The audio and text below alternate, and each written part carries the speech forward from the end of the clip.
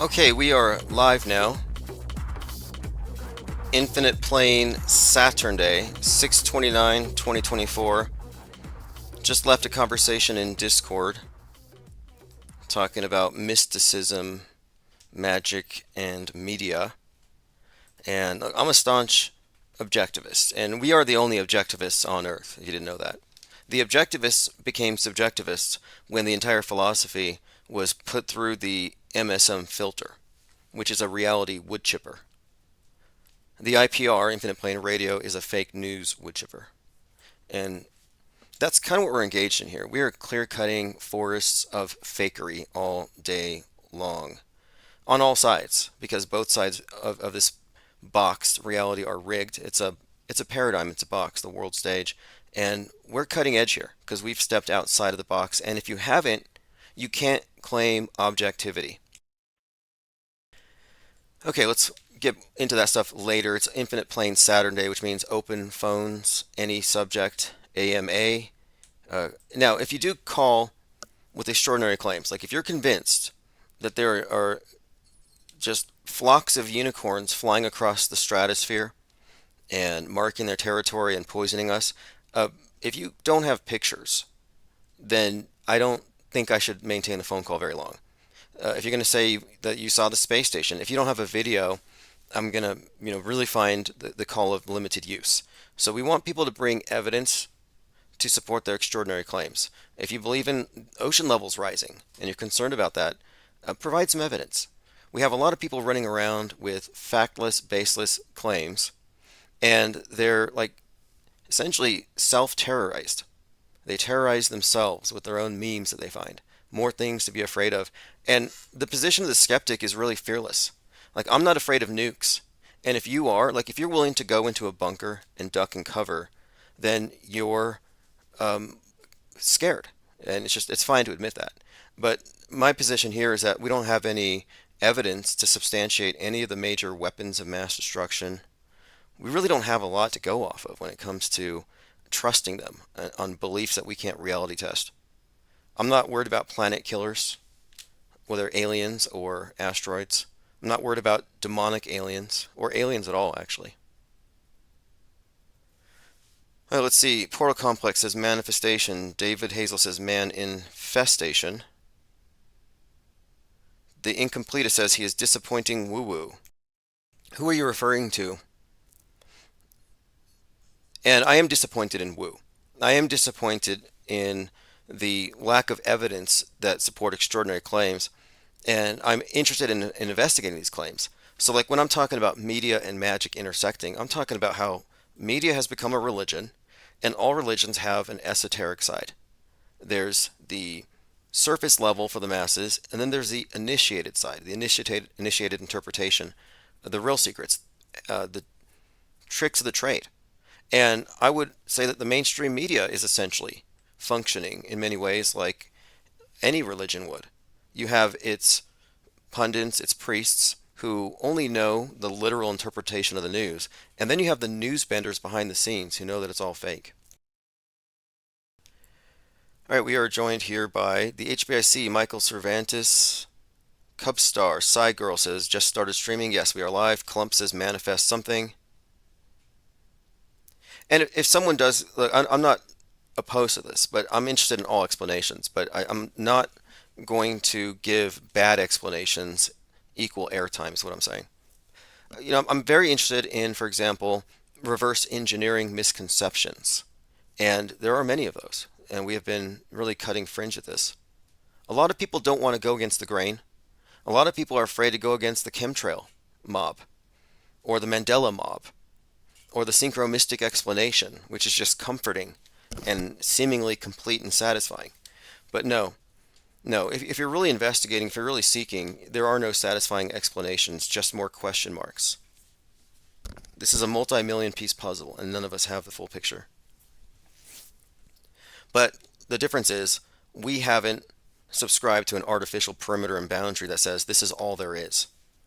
Yeah, I mean, if you look at it like a puzzle, like a literal puzzle, the worldview we have is a complete puzzle. But if you get close to it, you see that there are cracks, there are little gaps because they force the pieces in.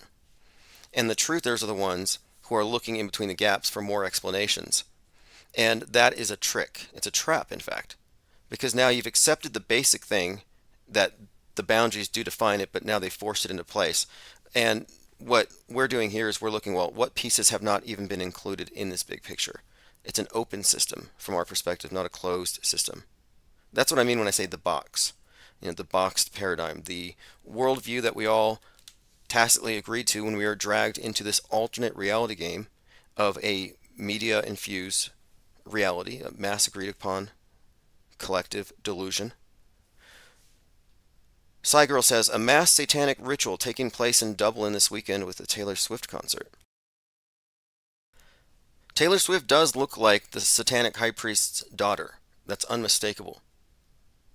The timelines are off. It couldn't be her, but stylistically, it could be a direct reference. And it wouldn't shock me if you really think about it.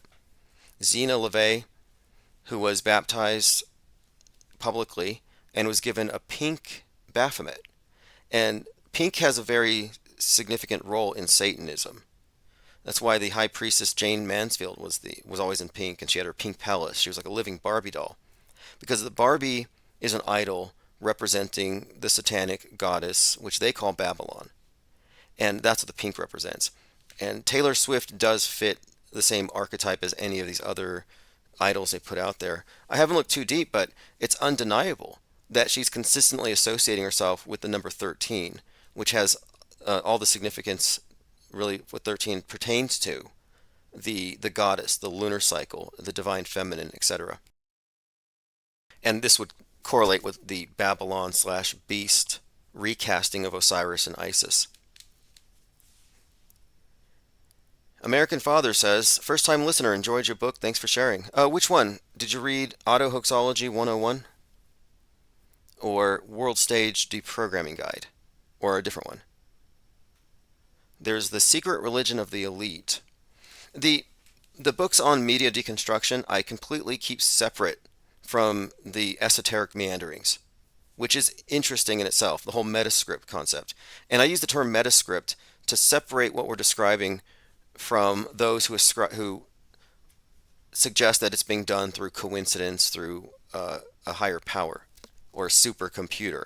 I say metascript to point out that there is a script that transcends all platforms, and it is essentially our pre-written history, which is being performed, acted out on the world stage. So yeah, Secret Religion of the Elite is really getting into the fundamentals behind it, how the media itself is really just the latest iteration of an archaic worldview. And the atheists and the adherents of the cult of scientism are actually religious fundamentalists. And the symbolism tells the story. And the whole book is about how, yeah, we have a modern flood myth, a neo-eschatology and climate change. Gaia is a god construct. Space is the new heaven. NASA is an Egyptian mystery school, and their rockets are just obelisks. That's all they are. Same thing goes for SpaceX, which is quite literally space sex, because at the core of their mystery Babylon religion, and it goes back to Jack Parsons, but you can also find parallels with the Russian rocket pioneers who are into theosophy and cosmism. It comes down to space is really just an allegory for states of higher consciousness, but it's been packaged in such a way that it's a heaven that all the different competing religions will believe in. And now mankind's future destiny isn't going to be in the Christian heaven or the Muslim heaven, but no, it's going to be in space, which is the heaven as described by science. And the Russian rocket pioneers I had referenced, a couple of them made these statements which had to do with reinterpreting spiritual concepts through the lens of science. And this is where I think the idea of aliens really comes from. And aliens, of course, are angels that the atheists will believe in. That's why the Christian right thinks that aliens are demons. Whereas the left worships the aliens as future versions of us. But yeah, Secret Religion of the Elite is just showing how the old world order is still in control. Nothing's falling apart. Nobody's losing any power. In fact, we're slipping deeper into this matrix, deeper into Plato's cave. And this new iteration, this quote, new world order, is just the old one, but dressed up as science, a new priesthood. And since I put that book out, a lot has advanced, and I'm going to have to put out I put out a second edition, but there's going to have to be a third because in 2020 we saw a replacement for the archaic concept of sin and the idea of salvation from sin and the Eucharist. All this stuff has been updated with the advent of the virus, the injectable Eucharist, and how saved and unsaved is really just a political designation, depending on whether or not you believe in the state church. And the state church today is the media. So those who are compliant with the state church take the injectable Eucharist, and they see those on the other side, the antis, as being unsaved. And they are, in a sense, because they're Protestants to the world stage church, to the mainstream media. But it doesn't mean that they're not mind controlled, because alt media is 100% part of the same universe. It's just basically a subset, but it's controlled opposition. Alt media never has gone far enough. I mean, Alex Jones is obviously a representative of this. They're allowed to go so far to get all the attention of those who are paying attention, who are looking for the truth, but then they stop short of it. And what they did is they focused the truther movement around 5 or 6 big trees in the forest of fakery. And they don't recognize that the entire forest is fake.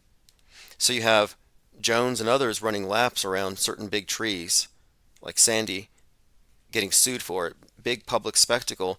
And for the last 10 years, it's distracted people from the fact that every single mass shooting since has been fake. And if you dispute that, tell me which one. Point it out to us, please.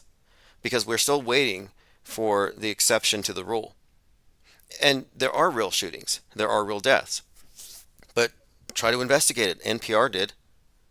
The school shootings that weren't. They did a story where they investigated 235 mass shootings and found out that these statistics were lying. They were misrepresenting events at school as shootings. There weren't any shootings to speak of. And my point being, when it comes to really, I guess, it's really that bad when it comes down to it. Nobody's fact-checking these claims. That's how we live in these bubble realities. And my point, again, to the secret religion of the elite is that it seems to me that this is a new meta-religion. Through media and with the authority of science, they're actually seeking to replace all of the traditional ones. And it could be, too, that the American right is being set up as some kind of a scapegoat for all the ills of the world. And that is what they do. If you look at, who do they blame for even, climate change? Well, it's the American nationalists who believe in capitalism and pollution. They've really put a target on the West. They've made it into a collective scapegoat. And it seems like, just going by the meta-scripted tales they give us about the West burning, Westworld, Westeros, we're constantly seeing this theme. It could be something having to do with bringing down any last resistance to this new world order, which, again, is just the old world order, but they're trying to get rid of the old programming. They're updating us. This is a new iteration. It's like, get rid of your flip phones. Get the iPhone. You'll have bitter clingers who still want to hold on to their rotaries, but at some point, you're going to have to go with the collective. And I think we're all being pushed into this new version of reality. All right, let's see what we have here.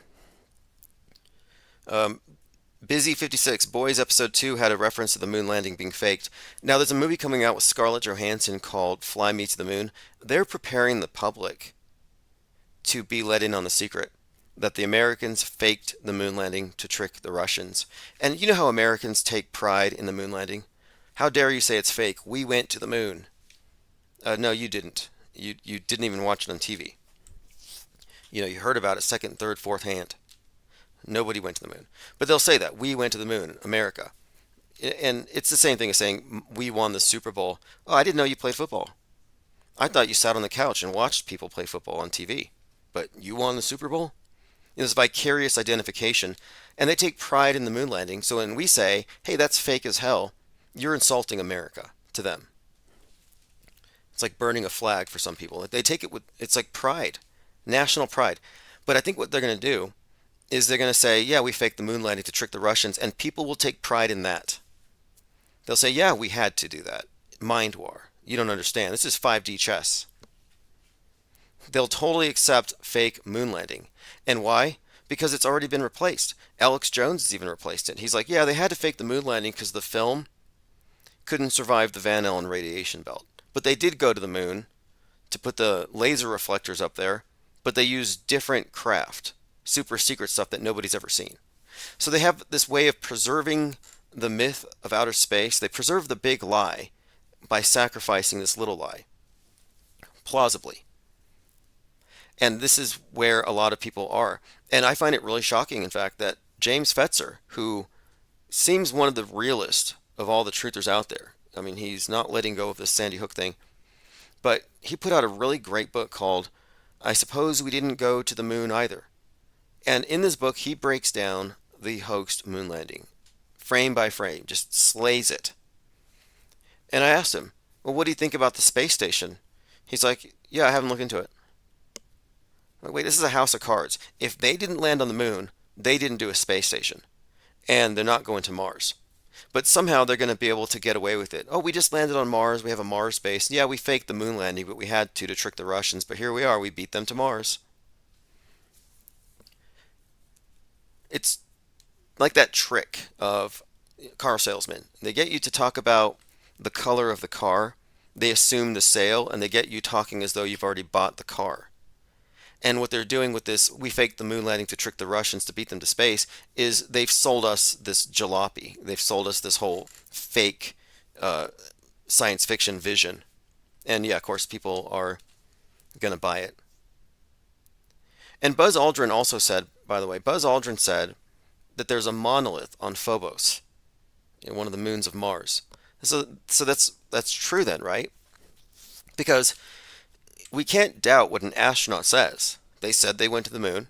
They brought back petrified wood, moon rocks, depending on who you ask. And so therefore, their testimony is unimpeachable. They have seen the globe. They walked on the moon. They golfed on the moon.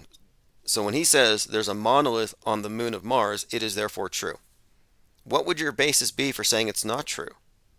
Like, who are you to say when Buzz Aldrin is telling the truth and when he's not? Did he stop telling the truth after 1969? So again, Buzz Aldrin said that there is a monolith on Mars. Here we go. This is on Wikipedia even. So those of you space cadets who believe in outer space and space travel, guess what you believe in? And don't say you don't. You believe in the monolith on Mars.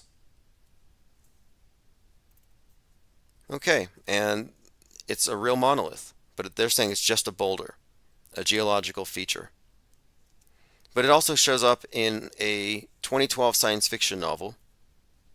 This is what I call fake fake, like pyramids on Mars. It's fake fake. You're accepting the premise of a physical planet as an object, and then you're debating on what's on it. But to my satisfaction, I have not come to the point where I can accept that Mars is a physical object, much less something where they have like rovers going around taking pictures. Those are all obviously done in Arizona, probably. By the way, phones are open, 563-999-3664. Occam's razor, what's more likely? Mars rovers are in Arizona, or Mars rovers are on Mars. Let's see how sharp your Occam's razors are. Because if anybody's saying, oh, of course they took these things millions of miles away, and they're out there just checking out the real estate, doing some recon. Like, if you really believe that, you live in a science fiction universe, and I'm not there. Nick Fingar says Devon Island. These days, it's probably all done in a movie studio with these 3D surrounding LED screens, which are fantastic and extremely realistic. It creates reflections appropriately, and I would think that's what they're doing it now. In fact, I recently saw a scale model of one of the Mars rovers here at the planetarium. And I go over to the planetarium and they have this ridiculous animatronic dinosaur. It's just like this big chapel of lies. But there is some useful information to be gleaned from it. Yeah, James Osman says astronauts to the moon, ha ha ha. Moonfall. The movie Moonfall is so ridiculous, but This is something to bring up really quick here, because now we're dealing with space junk, and I've been calling it out. Look, space junk is real ever since Moonfall. The piece of space junk that hit the home in Florida was dropped on 311, which has significance, and they're suing NASA for ADK. Space junk has been made real through movies like Moonfall that populate our imagination with stuff falling. So I'm looking at this bigger picture, and to me it's like that's got to be the next agenda. Space junk falling. NASA, SpaceX, and they need us to believe in the existence of space junk. So they give it to us in movies and they provide a few psyops. And then just the other day, I mentioned this earlier, an old Russian satellite burst into 100 pieces and they had to jump inside of the ISS. Like, this is obviously science fiction. They don't show us any video, we don't have any evidence. This is just a story. But this is the story. So a Russian satellite nearly takes out the ISS. Nick Fingar says it was your idea, but I think the idea for the space junk helmet. Yeah, I did come up with it independently, like helmet Karens. But when Skylab was falling, there were watch parties across Australia, and they were selling space junk helmets. It was like this national spectacle where they were waiting to see it fall. And now they're going to do that with Musk. So Musk is being paid 666.4 million pounds to build a space tugboat that will drag the ISS down into the ocean. They're paying Elon Musk to destroy the ISS, which is kind of poetic, but it kind of takes the space war thing out of play. Like, are they going to shoot down the ISS to outrage everybody and destroy our international solidarity? Or are they just going to dunk it in the ocean and give us a light show? Ears Up says there are 7,300 space helmets being listed on eBay. If I was going to go into the space helmet business, I would probably create one that's comfortable to sleep in. There was that Canadian city councilwoman who was in bed and a piece of space, it wasn't junk, it was a space rock, but it hit the bed next to her head. It could have killed her. It was like 8 pounds. If she'd been on the other side of the bed, it would have craniumed her, brains all over the wall. A casualty. But no, she survived. And I thought it was weird that construction workers saw this fireball. People heard this boom. It blows a hole through her roof. And then it's right there on the pillow next to her, like the tooth fairy put it there. I'm like, I'm sorry. If it came down with all that force, like the gods threw it down and it's coming down, puncturing a hole through your roof, how is it not bouncing off your pillow? How is it not bouncing around the room at least once? No, it just landed on the pillow. But everybody believed it. Like, I'm pretty serious about finding some space junk. And if any of you want in on this, I'm just talking about finding some space junk and showing it to the news. Because I want to test their credulity. I want to see, do media operatives have the discernment to know if a piece of junk came from space or not? Like, what is their expertise? If their default position is it's real because I heard about it on TV, then they're going to believe it. And then there's going to be me holding a piece of space junk on TV. I'm like, yeah, I'll put this up on eBay. Why shouldn't I? Like, that's kind of what NASA does. That's their business, isn't it? Creating relics for their space religion, NASAtology relics. All right, it's a busy day. We have 100 messages in chat so far. Nick Fingar says, I live in Tampa, so does Witsit. I work at a bar restaurant that has a stage. If you make Tampa part of your book tour, I could set up a live debate. Okay, I will do that. I'll put that in my notes. Tampa. I've been putting a list of cities. So for those who are wondering what we're talking about here, is I have a stack of Auto Hoaxology 101. And what I'd like to do is arrange, not 100% formal, but debates with rules that we agree upon in advance, and we live stream them. But they have to be in public. I need people who are willing to publicly defend their views. And I think this will root out a lot of people who are anons, who are making extraordinary, crazy claims with no repercussions, no accountability. But I think that the whole point of it is that we'll be having these conversations in the context of media skepticism, of auto hoaxing the MSM itself. And every concept or every argument I make is going to be based on the framework within that book. But I have a few plans, places to go, and the idea is I just a one day stop, but we'll be inviting key experts depending on the topic. And I would like to get into a discussion with both a severely Mandela affected person, someone who has the Mandela effect syndrome, and someone from a police department who has experience in interrogation, who understands the effects of the interrogator on those being questioned and how they can interfere with memories and even lead to faulty testimony, faulty eyewitness testimony, and how that's actually a phenomenon that can be created, that false memories can be created. There's a process to it, and it's well understood by people who do interrogations, and it's not understood by the victims of it. And the Mandela affectees are in fact victims of faulty eyewitness, or rather they're afflicted with a faulty eyewitness testimony that they give. But they have arrived at their conclusions because of a manipulation that has taken place. Ashy Dog says, going to start putting space junk on eBay. Yeah, exactly. Violet says, I will do it. Who's going to come? Do they even have to come look? Yeah, can you just email it to them? Like, I found this piece of space junk in my backyard, and it has a SpaceX logo on it. They might just run with it.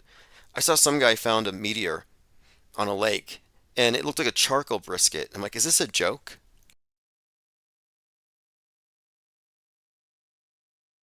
But I'm all for it.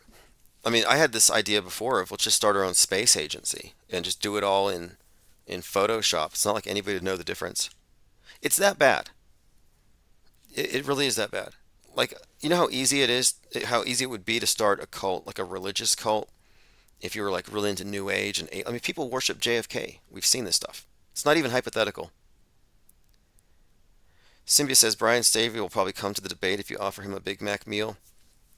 Oh yeah, I would like to have a debate with him, and I would have a few rules in advance. Like one of them, no ad hominem attacks, no name calling. I'm not the God blocker. I'm just someone who wants to get the best argument out of somebody they can make without relying upon manipulative language, sophistry. I have that problem with the chemdoozled. And the chemical, I'm sorry, the chemtrail crowd are just now full-blown skyphobics. They're scared of the sky. But it's a weird kind of, I don't know if it's hypocrisy, but it's paradoxical. I mean, what kind of person is afraid of something, but then they don't put on PPE for it? Like, I am so scared to breathe the outside air. Well, they don't wear a mask. Well, how scared are you? Aren't you worried about chemtrail lung?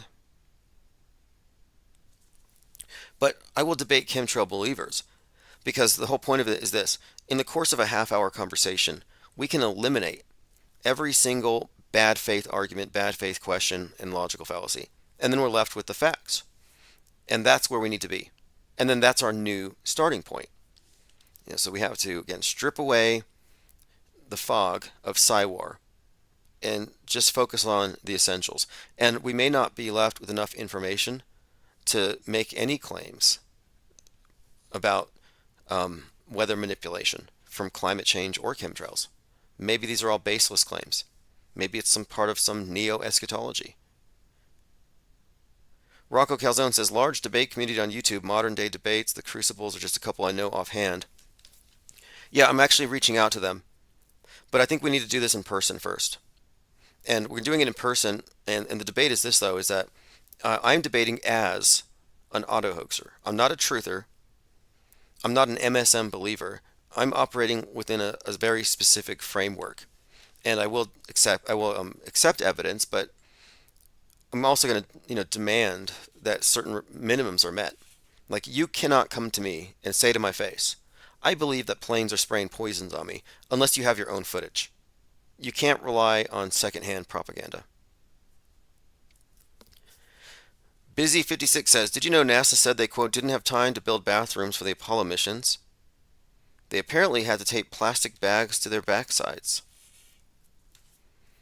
Now, is that true or is that told for public consumption? Because they'll have these stories so the public finds it plausible. It's probably true because they're just a bunch of pervs and sickos over there behind the scenes. You'd have to be to participate. I mean, who knows what they're really like? We only see the exoteric, but if you know what the cult's really about. Okay, let's see. I would also point out too that the program director for the Apollo mission admitted that by the late 60s, the simulations were indistinguishable from real missions from the perspective of those in the control room. And the other day, the ISS did a simulation of astronauts in distress, and they, quote, mistakenly broadcast it. So a lot of people were listening to NASA as they accidentally broadcast simulation of an astronaut in distress 2 weeks ago. NASA accidentally aired a drill meant for training in which an astronaut was being treated for decompression sickness. Now, what's kind of interesting about this is the timing of it, because this is this mission that seems to almost correspond with the Titan submersible, which of course was imploded last solstice. But anyway, just pointing it out here that NASA accidentally broadcast a simulation. The thing is, they're always a simulation. They're just lying about it most of the time. So what they did there is they admitted, yeah, we're running simulations, but it's always been a simulation. Someone had asked me about space before, and they said, do you not believe these astronauts are in space? I'm like, well, no. Why would I? Honestly, why would I? Like, the Occam's razor, I think, is adequate here. No, it's a simulation. It's a fake miracle. It impresses the public. It maintains a paradigm in which all of the world, all of the various worldviews are compatible. And we all have the space as heaven as the ultimate ideal, and scientism as the dominant faith. But yeah, it's 100% a simulation. And how would you know otherwise? You're going to just trust them? And then you can trust them, but then you also have to deal with certain things. And I don't have to believe in green screen glitches as just being the result of microgravity. I don't have to accept bogus explanations for why their hair is hairsprayed stiff. I don't have to accept the light loss and light diffusion evident on spacewalks that would indicate these are being done underwater. I don't have to accept any of their bad special effects and believe it to be real. I don't have to pretend to be visually illiterate. I'm just rejecting it just based on that. Now, if it is real, provide me some better footage. Provide me something compelling. But I'm just not convinced. But I am suspending judgment. And if you're not suspending judgment, then you have admittedly placed a great deal of faith in NASA. And I understand that if you're someone that doesn't know news is fake, news is bent, news is completely manufactured within an echo chamber that ensures it all fits this bigger picture. It's so faked that if you're not aware of that, you can be forgiven for thinking space is real.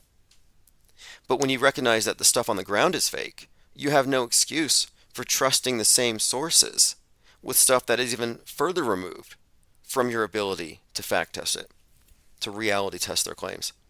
So no, space is fake AF. But when I say the media has every interest in creating for you a worldview with certain parameters, certain fears, certain built-in presuppositions, end times. End times are very common today. Scientism would tell you. The priests of scientism will tell you, if you believe the science, you know we are in the end times. Climate change will kill us in a few years. It's always the end times. You have various culty denominations that would maintain this. Then you have the truthers, which believe we're in the end times. Every other live stream from InfoWars is World War III started today. It's always end times. So what does that do?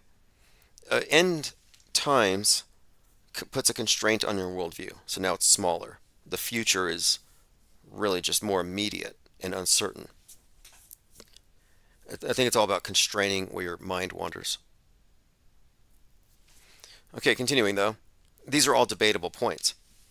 So when we go, let's say we go to one of these events, let's say go to Tampa or somewhere, possibly, I have a few places on my list, but I would like to debate the existence of the space station with a believer.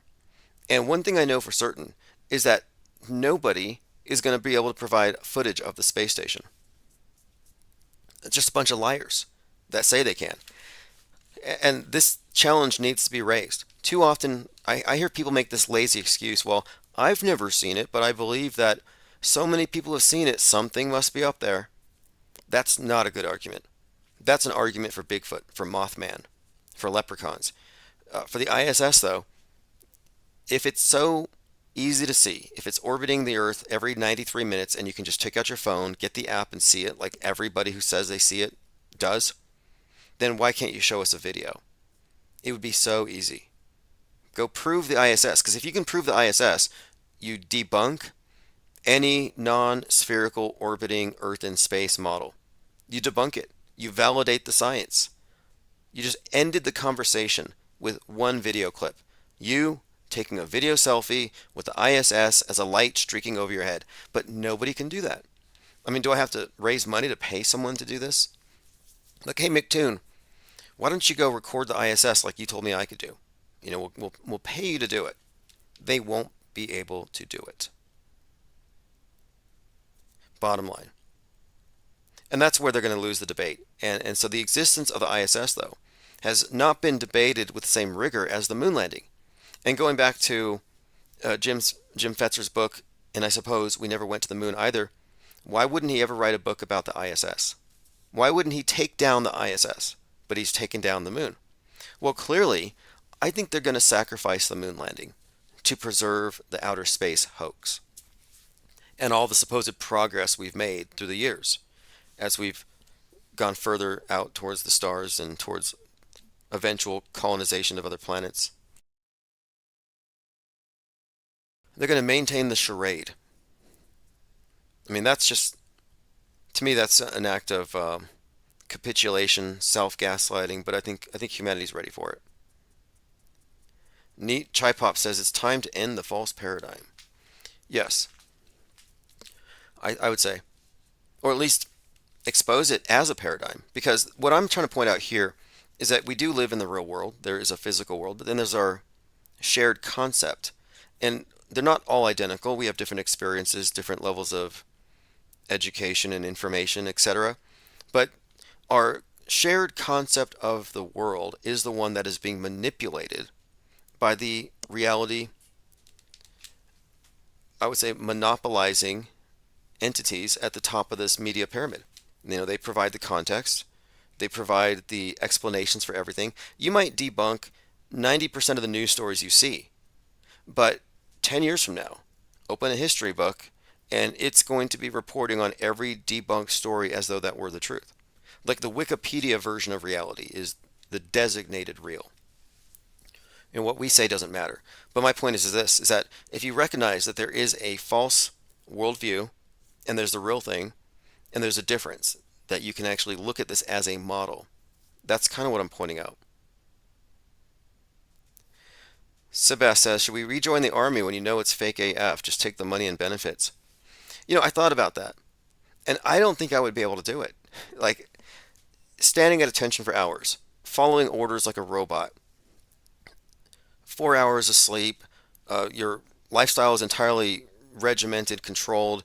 You know, you're basically an automaton.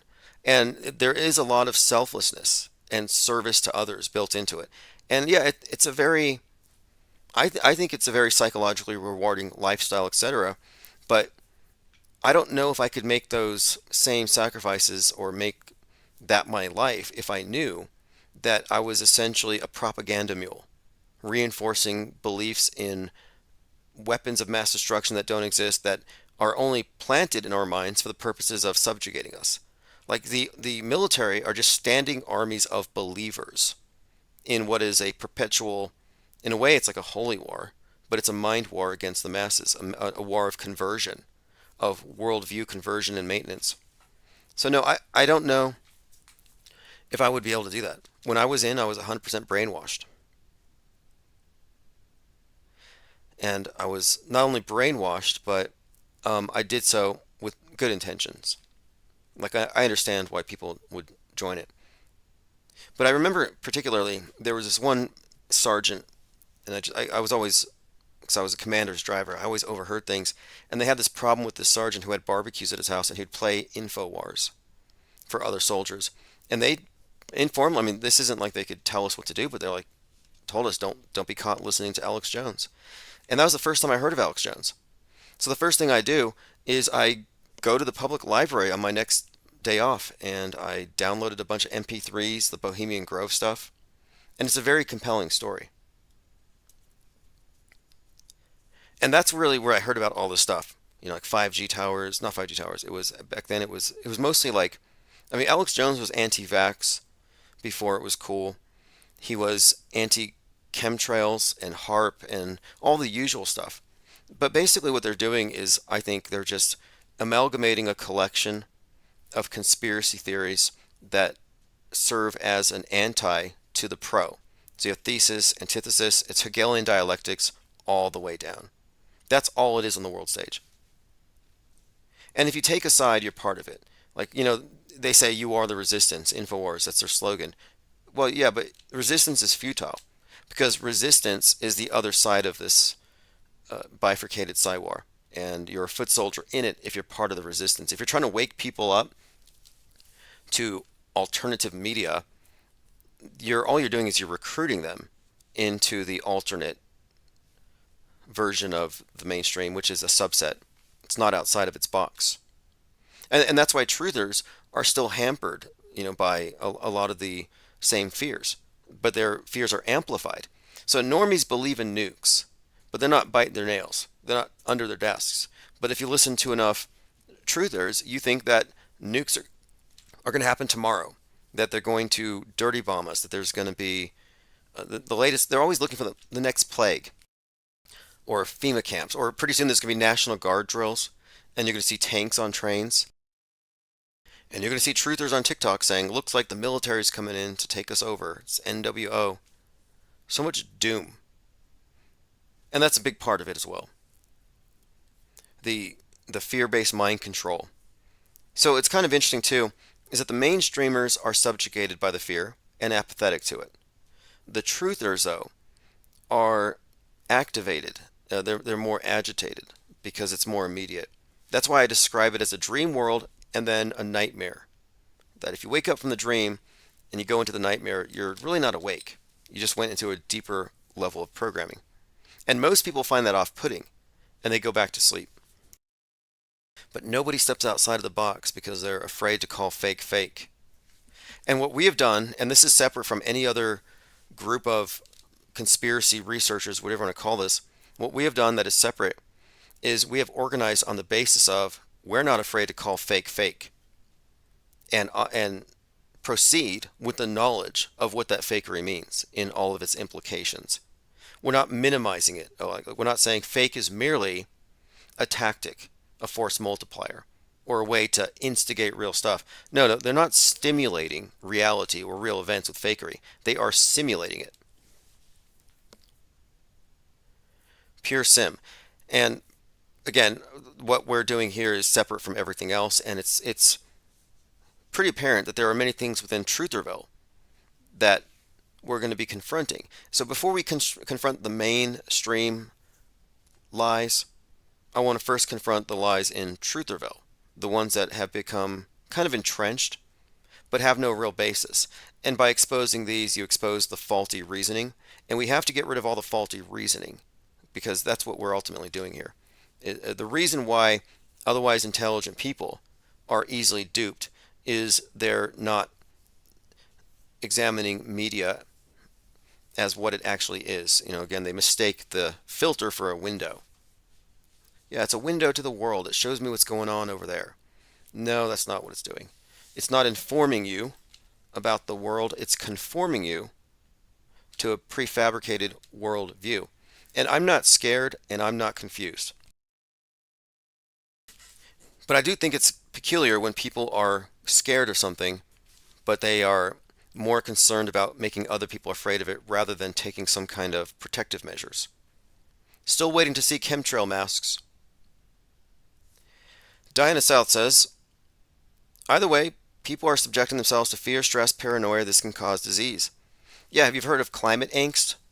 So these are examples of placebo effects, of psychosomatics, of people who are really falling ill because of stress and paranoia and fear. That, yeah, this is mind war and it does work. And it's fascinating to watch, but for the most part, it's a self-inflicted psychological wound, and it's a minefield. If you believe it all, if you're triggered by it all, you can see why truthers are often so rattled. And the wokers, too. Woketown and Trutherville represent the extremes of the political horseshoe. They're the ones who take it literally, who go deepest into the rabbit trails. And you look what happens. I mean, who wouldn't be? If I was scared of cirrus clouds and 5G towers, I don't know if I'd be able to sleep at night.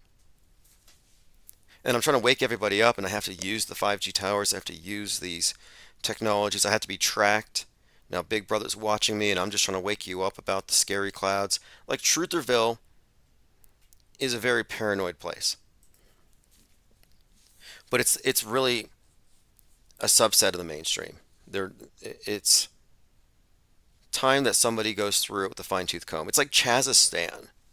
It really is. You go through Trutherville, Mentonol addicts doubled over, you know, eating breadcrumbs, hooked on hopium. Most of them praying for the end of the world with their gematria calculators, calculating doomsdays. Like, it's pretty dismal. It's a very dismal place. Not very optimistic. We're in a very optimistic place here, off-world stage. Hey, look at all these white pills. Look at all these things that are not to be feared. Here's a clear view and perspective. This is the true overview effect. This is the world view. This is the world. You don't have to use this filter, but by studying it, you can know what everyone else thinks. And that's really what we're doing here. You have entire segments of the population. You have the programmed, and within that, you have subsets. You have MSM, MSM plus, you have the political horseshoe spectrum. But outside of that box, there's not a lot of us. The deprogrammed are certainly a minority. And we want to filter out the programmed because they will outnumber us. The parallel media cannot admit any of the programmed. This is a quarantine. I'm going to check you at the door. You want to get on our raft, you're not bringing these red pills with you. No propaganda mules. Our customs will turn you around. And that's because we don't want clear thinking skeptics outnumbered by a bunch of paranoids. No offense, if paranoia is your thing, but we're the most rational people, the most objectivists who are examining the world stage, and we're going to maintain this position. It's kind of ivory tower. It's inactivist. I would say that we're certainly peaceniks about it, and we're not going to be in the trenches. We're not going to be doing insurrection. So maybe it's not as fun. Joined by Oswaldo. Oh, look at this.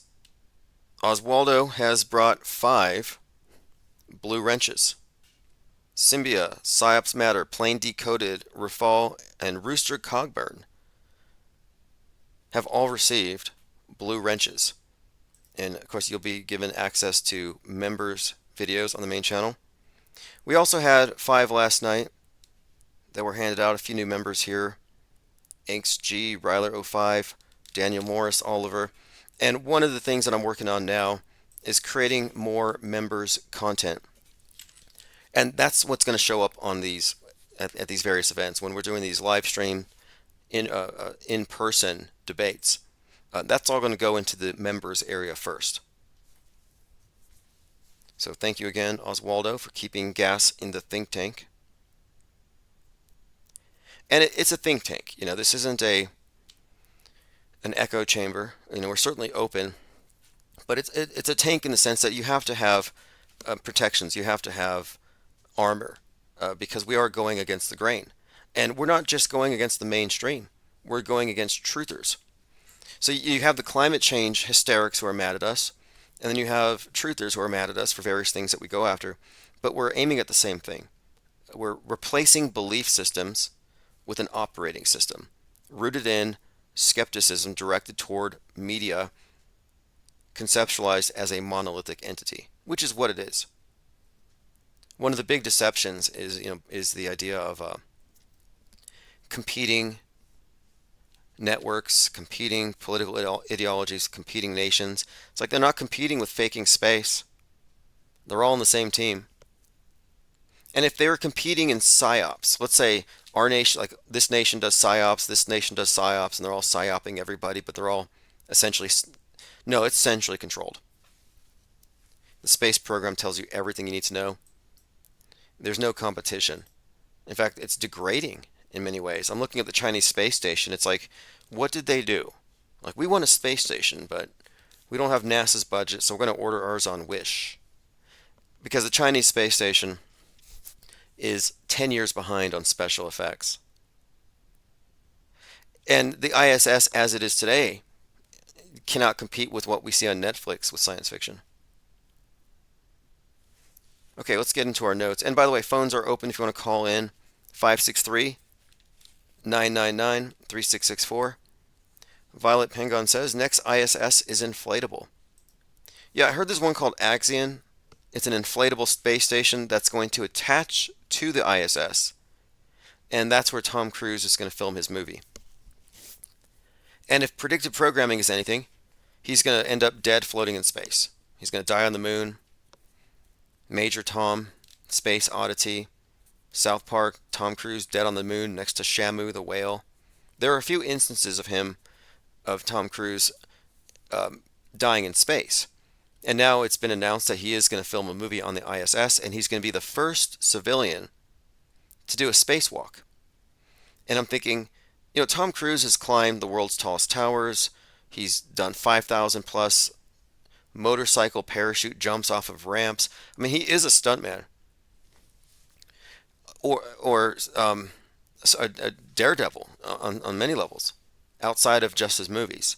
And if you look at his movies, it's a reoccurring theme: hanged man, hanging man, a lot of Christ reference.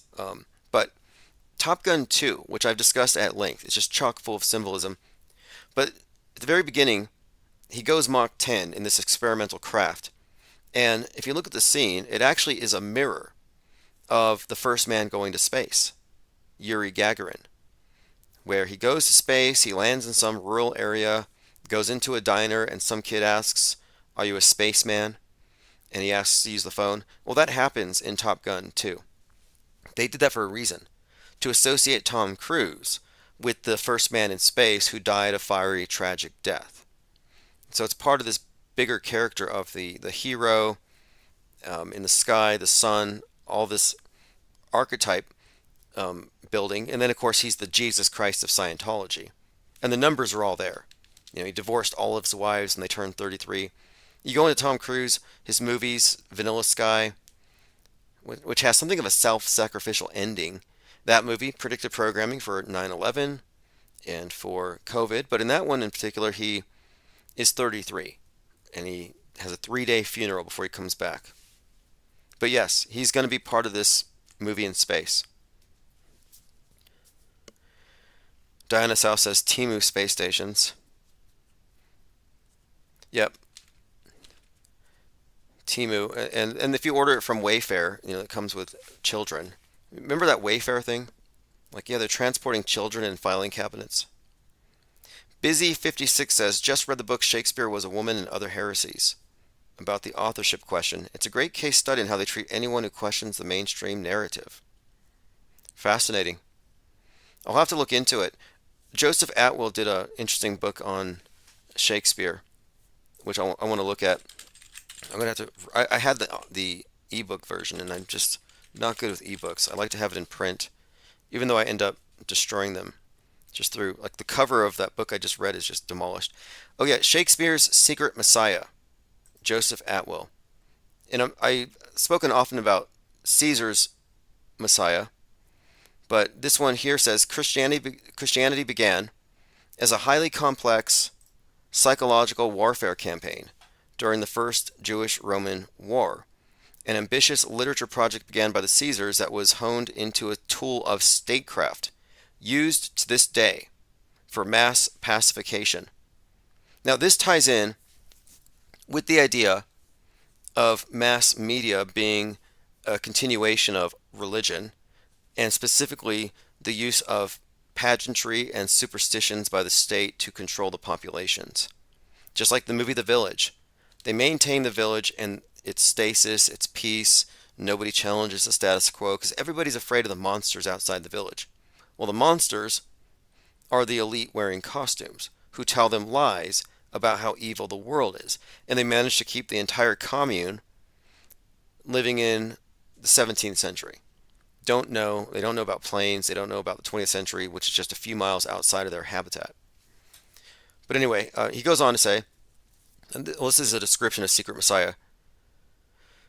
Secret Messiah is a follow-up that could take the whole of Shakespearean scholarship in a new direction. Continuing his expose on the New Testament and who wrote the Apostle Paul and the Book of Revelation, he demonstrates that the thrust of the famous playwright's work was to wreak literary revenge against the deceptions of Caesars. Anyway, he has this entire theory about how there is a subtext to Shakespeare's work that you can extrapolate from it. Very interesting. I didn't go through it all. I think I need to be more familiar with the works he's describing. But I do find his theory to be very interesting about the idea of creating a cult of personality, or a royal family that I guess you would call it. It's not cult of personality, but it's like a royal cult. What is the name of that? Oh, imperial cult. And the idea of conflating, like the Roman imperial cult, conflating the leaders with gods. Identified emperors and the family with divinely sanctioned authority. And right now, I think we're moving into a new divinely sanctioned authority, and I think it's going to be introduced through the vehicle of AI. And all it takes is a superstitious public willing to accept something so absurd. And I think we're just about there. But it goes on to say the framework for the Roman imperial cult was based on Greek precedents, and it was established throughout the empire. Now, we're just basically looking at this idea, of course, of pageantry and mythology and superstition being used to dumb down the public, or at least get them subject to a priesthood. And that's what we have today. Our priesthood today are, of course, the priests of scientism, and they have you cowed because you believe that they have the ability to invoke the ultimate war god, the mushroom cloud, the atomic bomb. I mean, the atomic bomb is an example of how they can create these constructs that, for all intents and purposes, are gods. And they frighten the believers. And they can mold the world around the belief in these things. It's quite powerful if you think about it. That's why I've been saying that with the advent of the atomic bomb, they dragged humanity into an alternate reality game, a fictional universe. It's sort of like if everybody believed we were living in the world as described by the Bible perfectly, and we had unanimous agreement. Well, that would be what they have achieved here with media. But they've updated it, universalized it.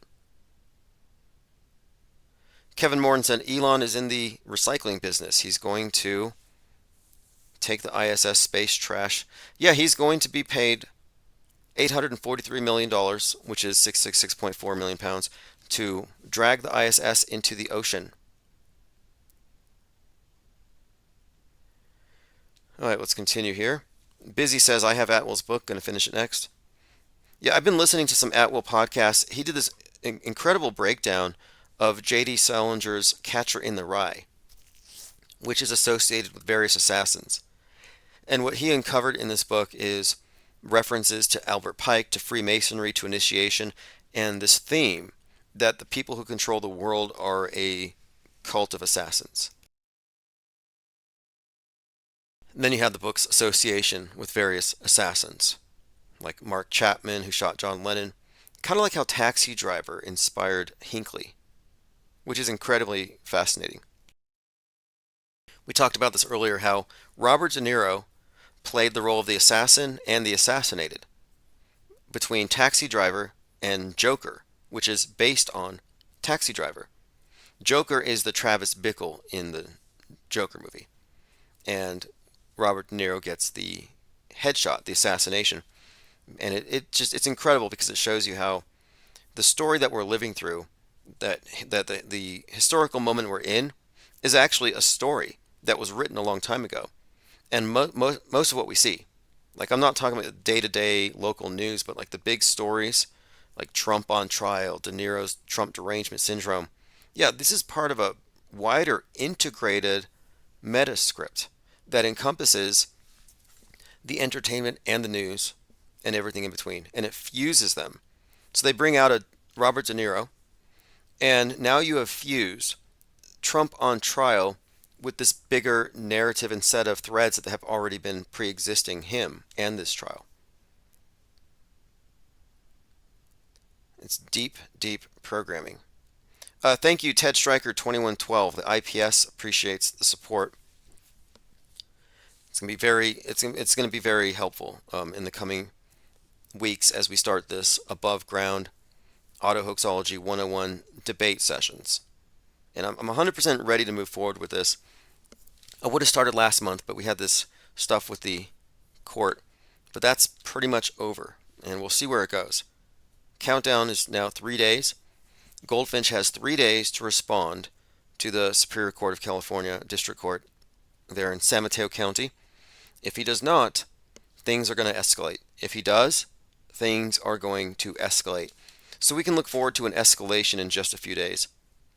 And I'm still waiting for what I think is going to be an angry or annoyed response to my motion, to my response to their motion to dismiss, because I am attempting to, and I don't know why this would be turned down, I'm going to drag another John Doe defendant into the case, the very person who exchanged emails with our channel's enemy.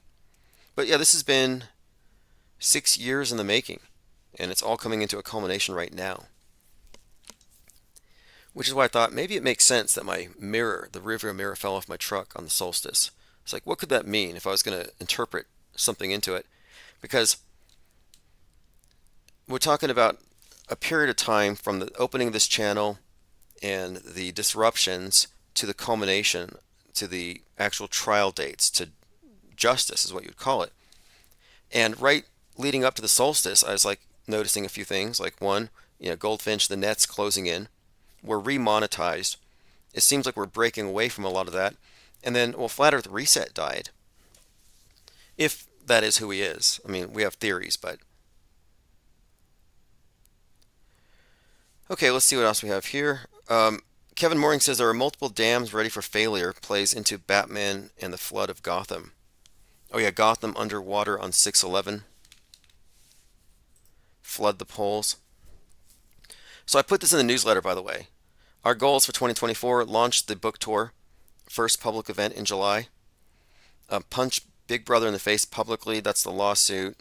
Launch the Insider, the IPS Insider in print, and that's going to be a monthly thing. I have a template, I have the articles, I have the writers, and I'm about ready to pull the trigger on this, and so that's about to launch. We're going to continue to develop and fine-tune our methodology as we break away into the parallel media. We leave the info war. That is what we're doing. We're conscientiously objecting to the info war. We're socially distancing from the screen and the propaganda mules who can't swim, so they won't make it to the raft. But that is another objective. We're the harbingers of the planet killer asteroid AH 2024, which is going to impact the world stage this summer. And we're not going to announce it when it finally arrives. It's going to be a surprise. IPS deep dives, and these would be the documentaries, are going to be produced. The first one I'm working on is the Q doxing one, and I'll be wrapping that one up in a couple of weeks. I have a certain interview I have to get first. But anyway, I put that in the newsletter. Everything's moving forward according to the infinite plan. So maybe that's what the broken mirror meant. But whatever the case, it seems like it's going to be an interesting July. On July 1st, Steve Bannon goes to jail. July 13th, Trump gets sentenced. This was posted on my local Reddit feed. This is someone driving around in a car, and they don't have a license plate. And it says, I understand, I also overstand don't comply to whom it matters. So this is a sovereign citizen's flex, where they're underlining over and understand. Well, they do mess with the words a little bit, and they arrive at some arcane interpretation, and they can then tell the police, I don't comply or adhere because I understand and overstand. This is a person's license plate. They're begging to be pulled over so they can use their sovereign citizen magic and school the cops. This is a thing. And I've had one of these individuals call me, and he said that I was an embarrassment to truthers because I have a license plate. It's like if I don't have a license plate, they're going to put a boot on my car and charge me $200 cash to remove it. And I asked this person, do you have a license plate? And he said, yeah. Okay. Well, when you get rid of your license plate and you put on a chemtrail mask, call me back. You have to live up to your espoused beliefs. So someone sent me this. Ever see anything like this? And I would say, yeah, it's a cloudy sky. I often get this retort from chemtrail truthers. They say, go outside. I was thinking about this. I walked to school from elementary school until after high school. I didn't even buy a car until I was in the military. So I was always noticing clouds. And then if you look at old paintings, Renaissance paintings, the skies are always just chock full of clouds, different formations. And a lot of these formations are stuff we see today. And there are explanations because the atmosphere is not homogeneous. There are conditions that you don't see because, of course, it's just temperature, things that affect how the clouds are going to form. But what we have now are this brand of truthers who now appeal to ignorance and make this argument from ignorance. Like, I don't know what that is. I can't identify it. I don't understand the phenomenon that would cause this cloud to look like this. Therefore, it's a question. And they throw the question out there, and all their friends on Facebook will say, yeah, it's obviously that's chemicals. Obviously that's poison. Obviously that's geoengineering. They're manipulating the weather. And I'm like, this looks like a nice day. To me, this is a panic. This is a panic. Skyphobia. And then if you're looking at this thinking, this is wrong, this is bad, this is scary, where's your mask? Why aren't you running for shelter? This is why I think the next operation to lock us down is going to succeed. They're going to say there's fallout. There are people who are just waiting for an excuse to be scared. And it's like, good for you. You don't have any real problems in your life to be concerned with. But talk to a meteorologist. That's who you need to talk to here.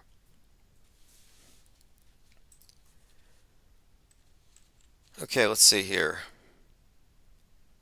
Thank you, Symbia. The IPS appreciates the support as always. David Hoaxme has joined us. Kevin Mooring says the sky is falling. Yeah, this Chicken Little thing. And here's the story of Chicken Little. An acorn, I think it was an acorn. If it was an apple, Chicken Little would have discovered gravity, I think. But the acorn, so that's like, oh, the sky's falling. But the whole thing is the chicken gets everybody else in a panic. And what do? They run into a cave. The fox says, I will protect you, and he puts them in a cave. And what's happening here? They're funneling you into a cave. Plato's cave, the allegory of the cave. They're funneling you into a closed system with a set of presuppositions. Climate change does the same thing. They get you to adhere to this premise, and then you just run with it. And you're like, well, now what explains this? Well, it's got to be HARP. It's got to be weather manipulation. It's got to be, like, how many different ways do they have to explain why they should be afraid of the sky? And I'm saying it's a tremendous waste of time, and none of them are doing investigations. They're believers. I say chemtrail believers, not knowers. If you're a believer in chemtrails, and you want to get respect from skeptics, you have to go a step further, and you have to investigate and get more information. You have to debunk the official explanation. Every time you see clouds and you see something ominous, you should take a picture of it, right-click it, open in Google Lens, search it, and find out the textbook definition for it, and then weigh their explanation against your feeling. Like, I think this might be a modified cloud that can hurt me, or it is what the meteorologists say. And I'm not making an argument appealing to the authority of meteorologists. but I am appealing to meteorology, the study of this phenomenon, versus conjecture based on unreasonable doubt. And it's unreasonable doubt. If we were choking on chemtrails every day, if we were walking around unable to breathe whenever there's these cirrus clouds, I would say, okay, something's going on. And this chemtrail theory explains it. But the fact that there are no symptoms of chemtrail sickness, not on the level of the individual, nor does Gaia exhibit any symptoms. It's all just conjecture. Oh, it's changing, is it? No. So again, I'm just pointing it out that this is typical of this type of believer.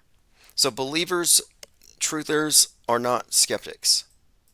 This is a place for non-belief. If you're a believer, you have to recognize that you have an inferior operating system. It's based on what? Hypotheticals, worst case scenarios.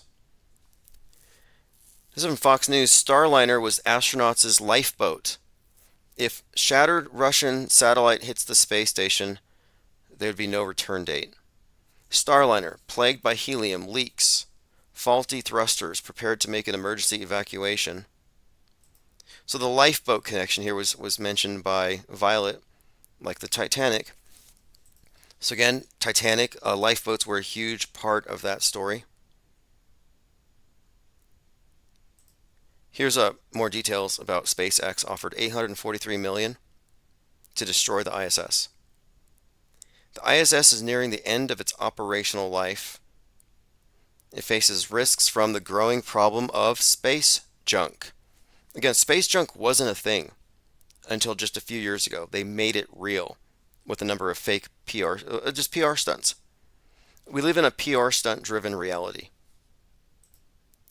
It says on Thursday, the 9 astronauts on board were forced to take shelter after pieces of debris from a shattered Russian satellite threatened their safety.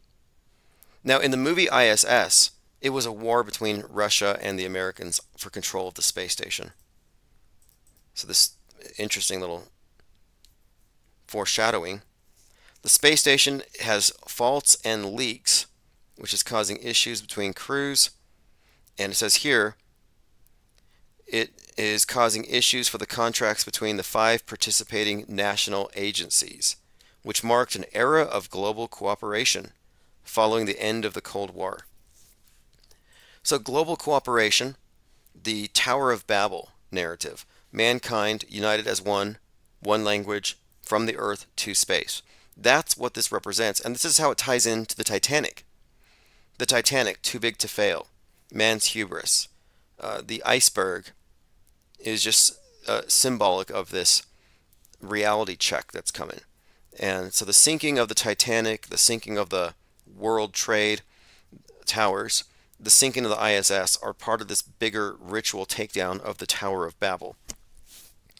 And so this is very consistent with what we've been seeing in terms of the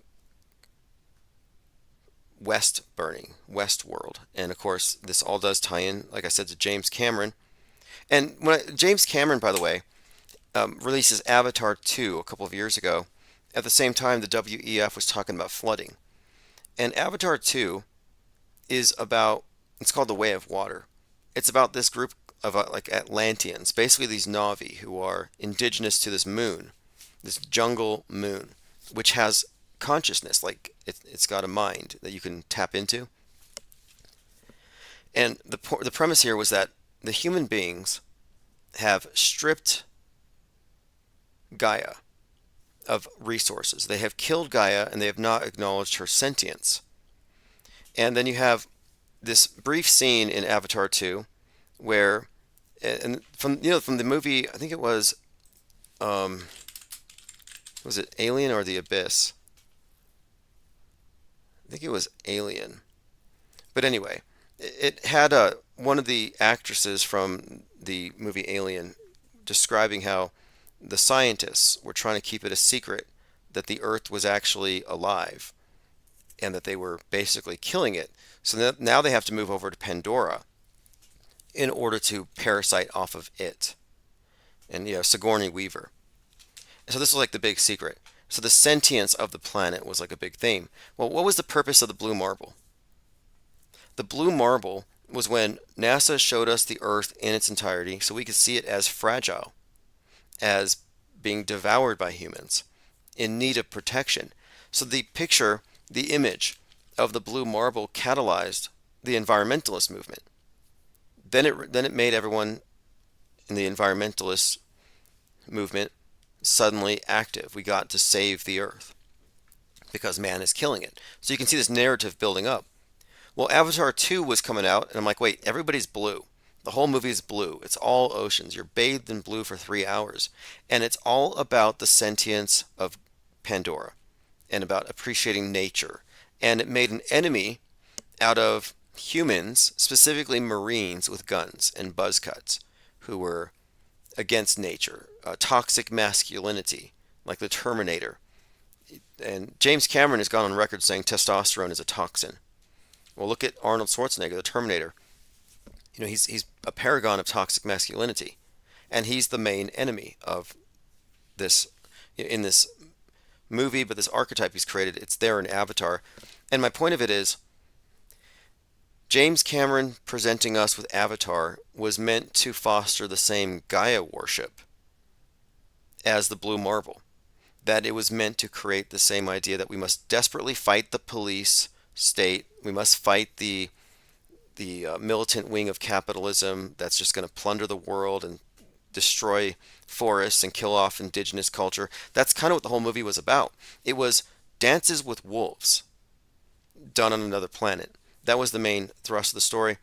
But the idea, again, correlates to what's here on Earth, because here you have this, this movie, this fantasy about this lunar jungle, and Marines are taking it over, and the primitive Na'vi are fighting them off with sticks and rocks. While down here on Earth in Atlanta, so Atlanta, Atlantis, Way of Water, in Atlanta you have this place called Cop City. And Cop City was, or is, this 80-acre plot of land near Atlanta that is going to be turned into a police training camp. They're just going to clear cut it and train police there. This has been protested by environmentalists. So the environmentalists are down there in Atlanta fighting the cops, throwing rocks at them, throwing sticks at them. So you're seeing this parallel between Avatar 2 and what's happening in Atlanta, and the environmentalists fighting the police. And this whole thing was a fake construct, obviously. And I'd done a breakdown of it because the leader of the environmentalists was shot through the palms of his hands, according to the autopsy. Like Jesus, he was martyred. But they showed you pictures of his life. And in the article about this martyr for Cop City, they called him a defender of the forest. Just like the Na'vi, defending the forest against the encroaching humans. And he had this very long hair, which he was cutting off and donating to children with cancer. Well, this has a great deal of significance because in the movie Avatar 2, the Na'vi all had very long hair, which they would use to plug into the planetary consciousness. Like they'd plug it into a tree, plug it into a fish, and now they're talking to Pandora. So you have these people, these protesters in Cop City who are in touch with nature, fighting against the police who are going to tear down this plot of land and build more police training grounds. When I looked at the photos of this martyr, they had him with a couple of books on a table in front of him. One of them was Goodnight Moon, and the other one was Where the Wild Things Are. Well, Where the Wild Things Are is about this child who puts on his wolf costume, and he goes to this island, this jungle, and he becomes king of the monsters. Avatar 2 is about this human named Jake who goes into an avatar on this jungle planet and becomes their king. So you have the connection between the moon reference with Goodnight Moon and Pandora's a Moon, and Where the Wild Things Are, and the movie Avatar 2, and the activist who's part of this Avatar 2 scenario taking place in Atlanta. This is why I find James Cameron's work so fascinating, is we can connect him to the Rodney King beating, to the Cop City thing, to 9/11, and who knows where else. But when we're analyzing the meta script and getting down to who's writing it, who's a part of what operation, you can see that these same directors are involved in creating worldview on the screen and off the screen. Like there's a difference. Okay, let us continue here.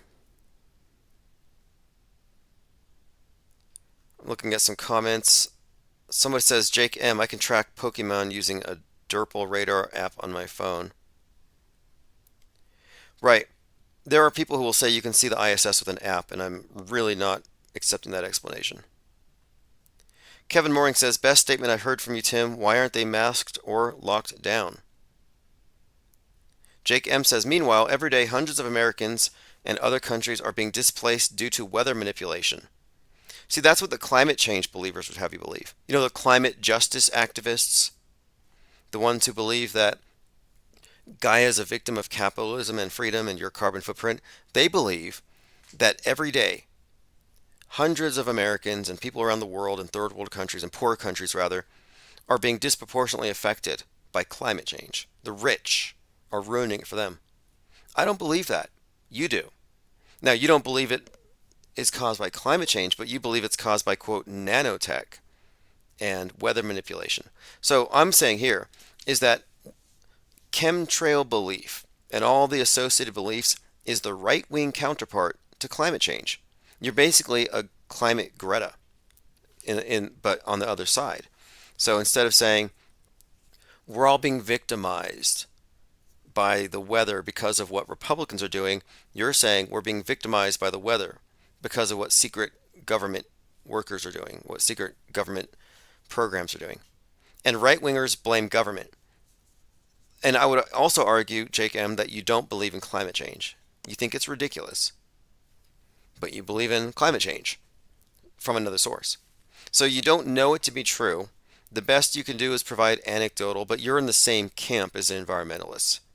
And they're flustered because all day long they're trying to convince people, hey, don't you know cow flatulence is drowning polar bears, that your carbon footprint is going to have ramifications for future generations. You shouldn't be driving. You should be scaling down. You need to recycle. And we're just like, oh, we don't care. We don't believe it. We don't accept your science. So they're flustered. That's why they're mad. But I'll notice too that chemtrail people are mad because I don't believe them. I'm like, no, I don't believe you. I don't accept your fears. You can't prove any of it. The best you can do is kind of regurgitate maybe pseudoscientific claims, but what I'm saying is that you're a propaganda mule. Somebody told you to believe that.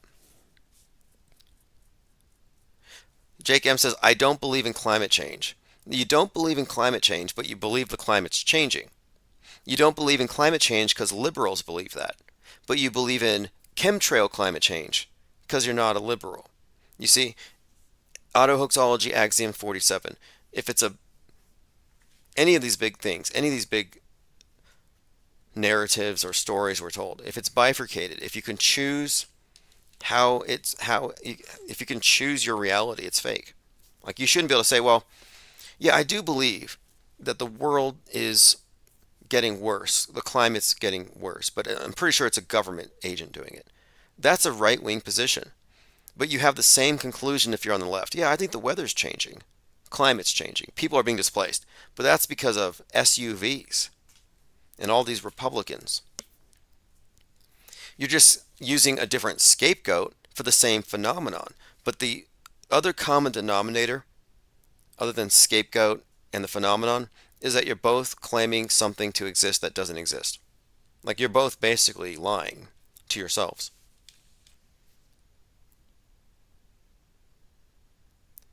Jake M says, Tim, I see how they are manipulating the weather. I've been learning for 10 years. Yeah, you're saying this, but you don't have any evidence. And you can call and talk about it.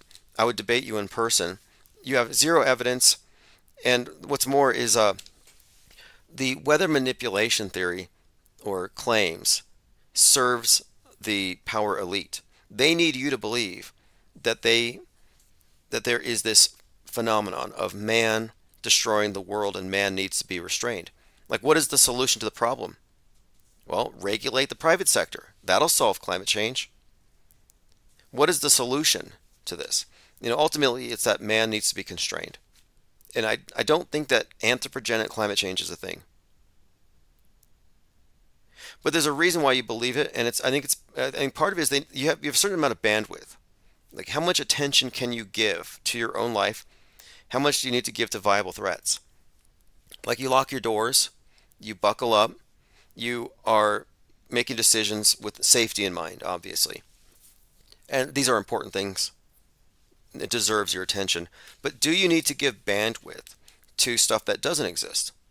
Dinosaurs, aliens, perhaps planet killer asteroids. If you really believed in space junk, wouldn't you be wearing a helmet? If you really believed in chemtrails, you would be wearing a mask.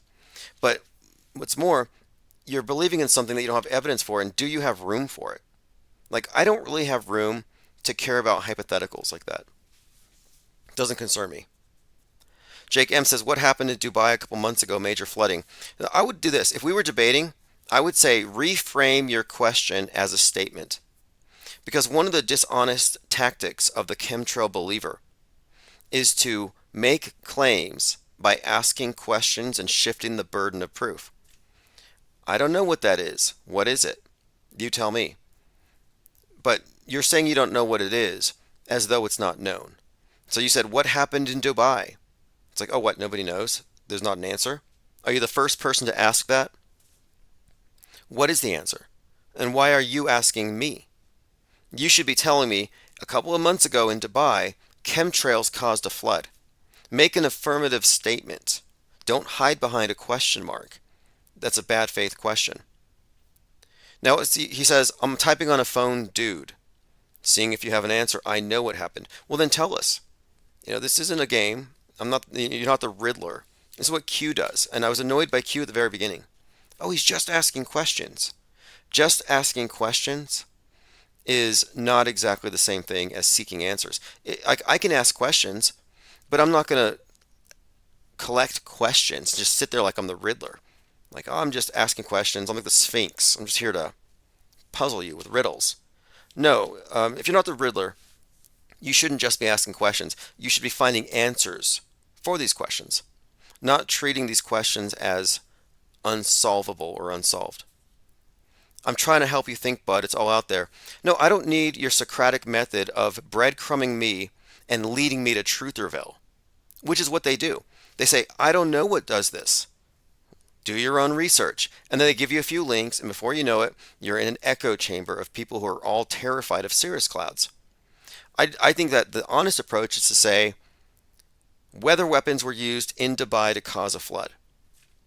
And then we can examine that claim and we can find out, is there any substance to it? And I have looked into it, and I would say that there is no substance to it. Thank you, Duos Impera. IPS appreciates the support. And one more point. If we were debating chemtrails or weather manipulation, I would ask you to bring evidence. Can you imagine me debating somebody who believes in climate change? Like, let's say I'm debating Al Gore. Don't you think I'm going to ask him for evidence? He's going to say, but Tim, the capitalists are manipulating the weather with their overconsumption of fossil fuels.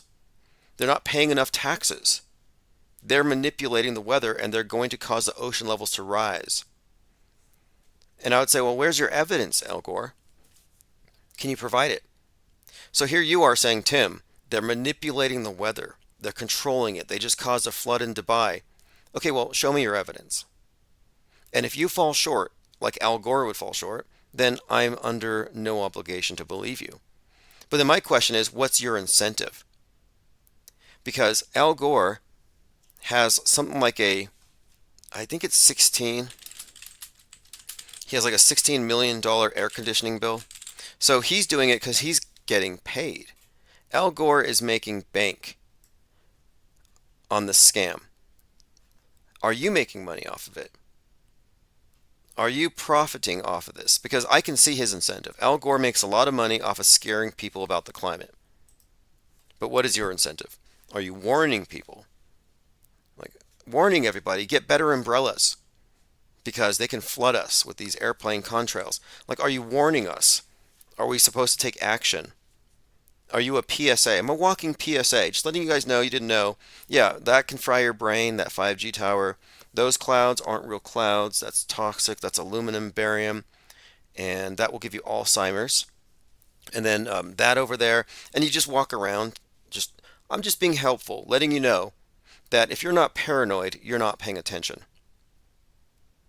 Diana South says, I have agoraphobia. Yeah, that's your choice.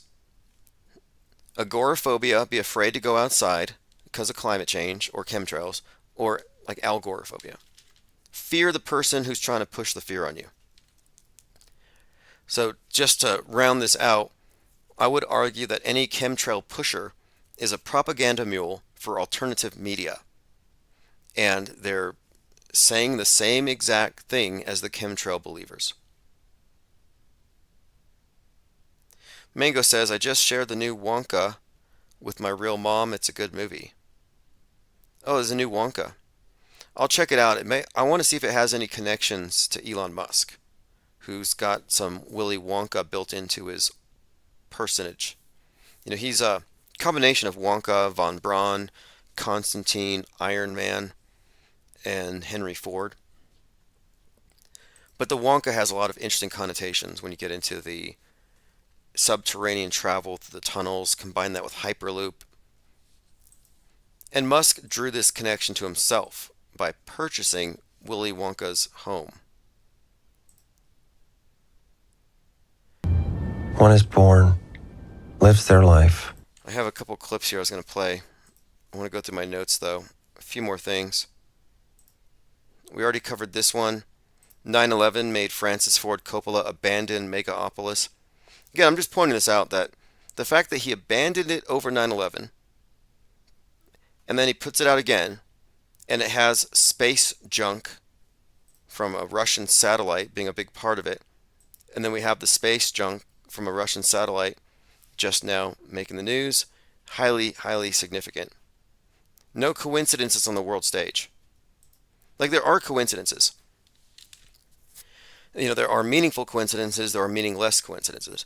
But like in a book or on a movie, what happens at the end that is foreshadowed at the very beginning is the result of scripting. It's not a coincidence. Similarly, events on the world stage are not coincidences, but nor are they mystical, synchronistic experiences. They're not messages from the universe. No, you demystify it and you realize that no, it's like a movie. But these movies aren't bound by one screen. These meta-scripted narratives are movies that play out on the world stage over sometimes decades. Isabel Ann says, IPR awesome to listen to on long drives. Just drove past a cow flatulence pasture. Yep, that's drowning polar bears. Cows versus polar bears. They're fighting off. There's this relationship. They're saying, yep, they're causing the ice caps to melt, as though polar bears can't swim. Environmentalists don't believe polar bears can swim. Jake M says, there's an atmospheric river in the sky. Most people don't know that. The sole reason for the tower over your head is strictly for weather warfare. Nothing to do with cell phones. Research is free. Well, how do you explain weather before cell phone towers? How do you explain the paintings from the Renaissance where you see clouds, for example, that look exactly like the clouds we see today? Like, the skies have always looked the same. The idea that they've changed is one of the big truther isms that I totally dispute. Like, when I was a kid, the sky was blue and the sun was yellow. No, when you were a kid, you watched a lot of cartoons, I'm sure, where things are simplified. But no, there have been no qualitative changes. Some will say, well, you don't remember chemtrails because you weren't alive before or you don't remember the time before chemtrails. And I do. And when I was a kid, there weren't chemtrails, and now there are. I hear these stories from people, always anecdotal.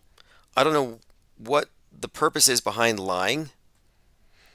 And that's what I'm asking this other person, this commenter. Are you warning us? Are you trying to save lives? Like, what is the purpose here behind this alarmism, which is what it comes down to? Someone sent this link, Infinite Jack, proof of no chemies. What are we looking at here?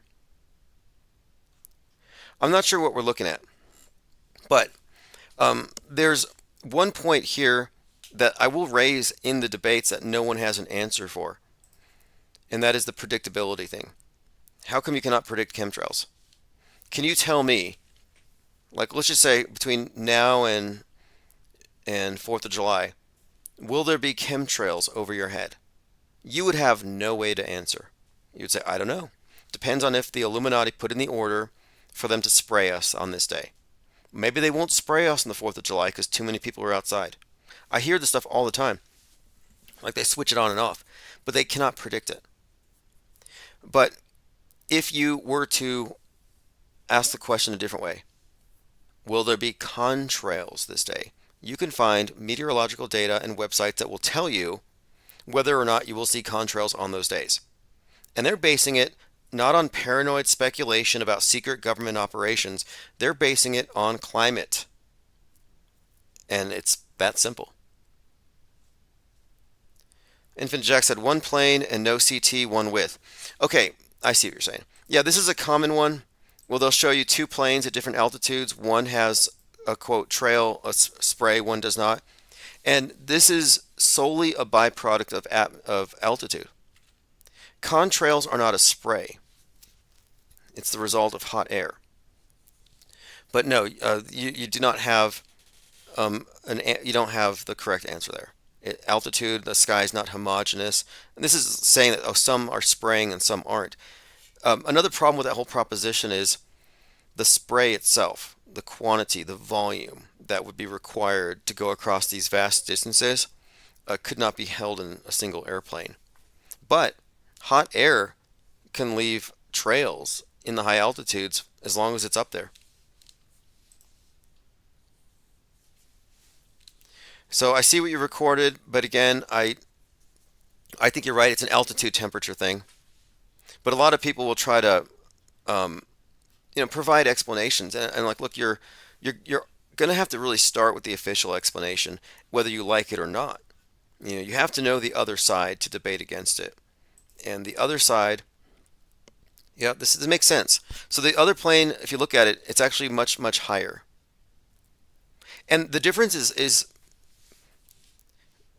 maybe even just a couple thousand feet. But I found this article where NASA was talking about contrails, and like there's so many contrails that it's heating up the Earth. That's what they say. I don't believe it. You might. But they're saying it's contrails, that cirrus clouds are doing it. And they said that they can reduce contrails by changing their altitudes, changing the flight paths. Like it's optional. We don't have to have those. It's not a spraying program, it's a byproduct of altitude and temperature. We explain this a lot, but that's because we're leading to a debate. And we're going to debate this subject to death probably this August, and then it's done. And I'm trying to find representatives who are willing to stand up and defend their views. And the most they can walk away with after the debate will be, I believe in it because I want to believe in it, not because I have facts. And I'm not worried enough about it to wear a mask, even though I maintain it's poisonous. Like they can believe it with all the contradictions they want. We don't need to convert people who are easily convinced or who want to believe nonsense. In fact, we want to exclude those views from the parallel media. Jake M says, who is they? They said contrail appear at different heights. Yeah, this is a fact. Jake M. Every 1,000 feet up, it's 2 degrees colder. Like, this is not a mystery.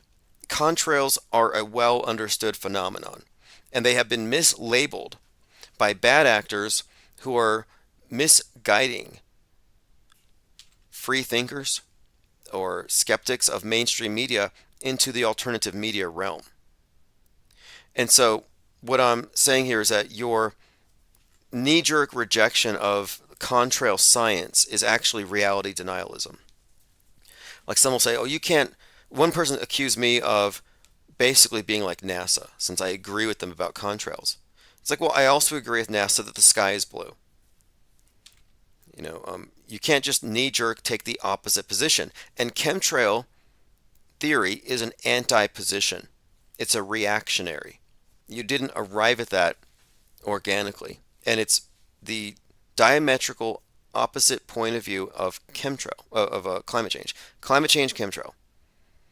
But now, one of the reasons why we hammer this thing to death is that when we kill chemtrail theory, and we will, it's going to rattle a lot of cages. And we need this to happen.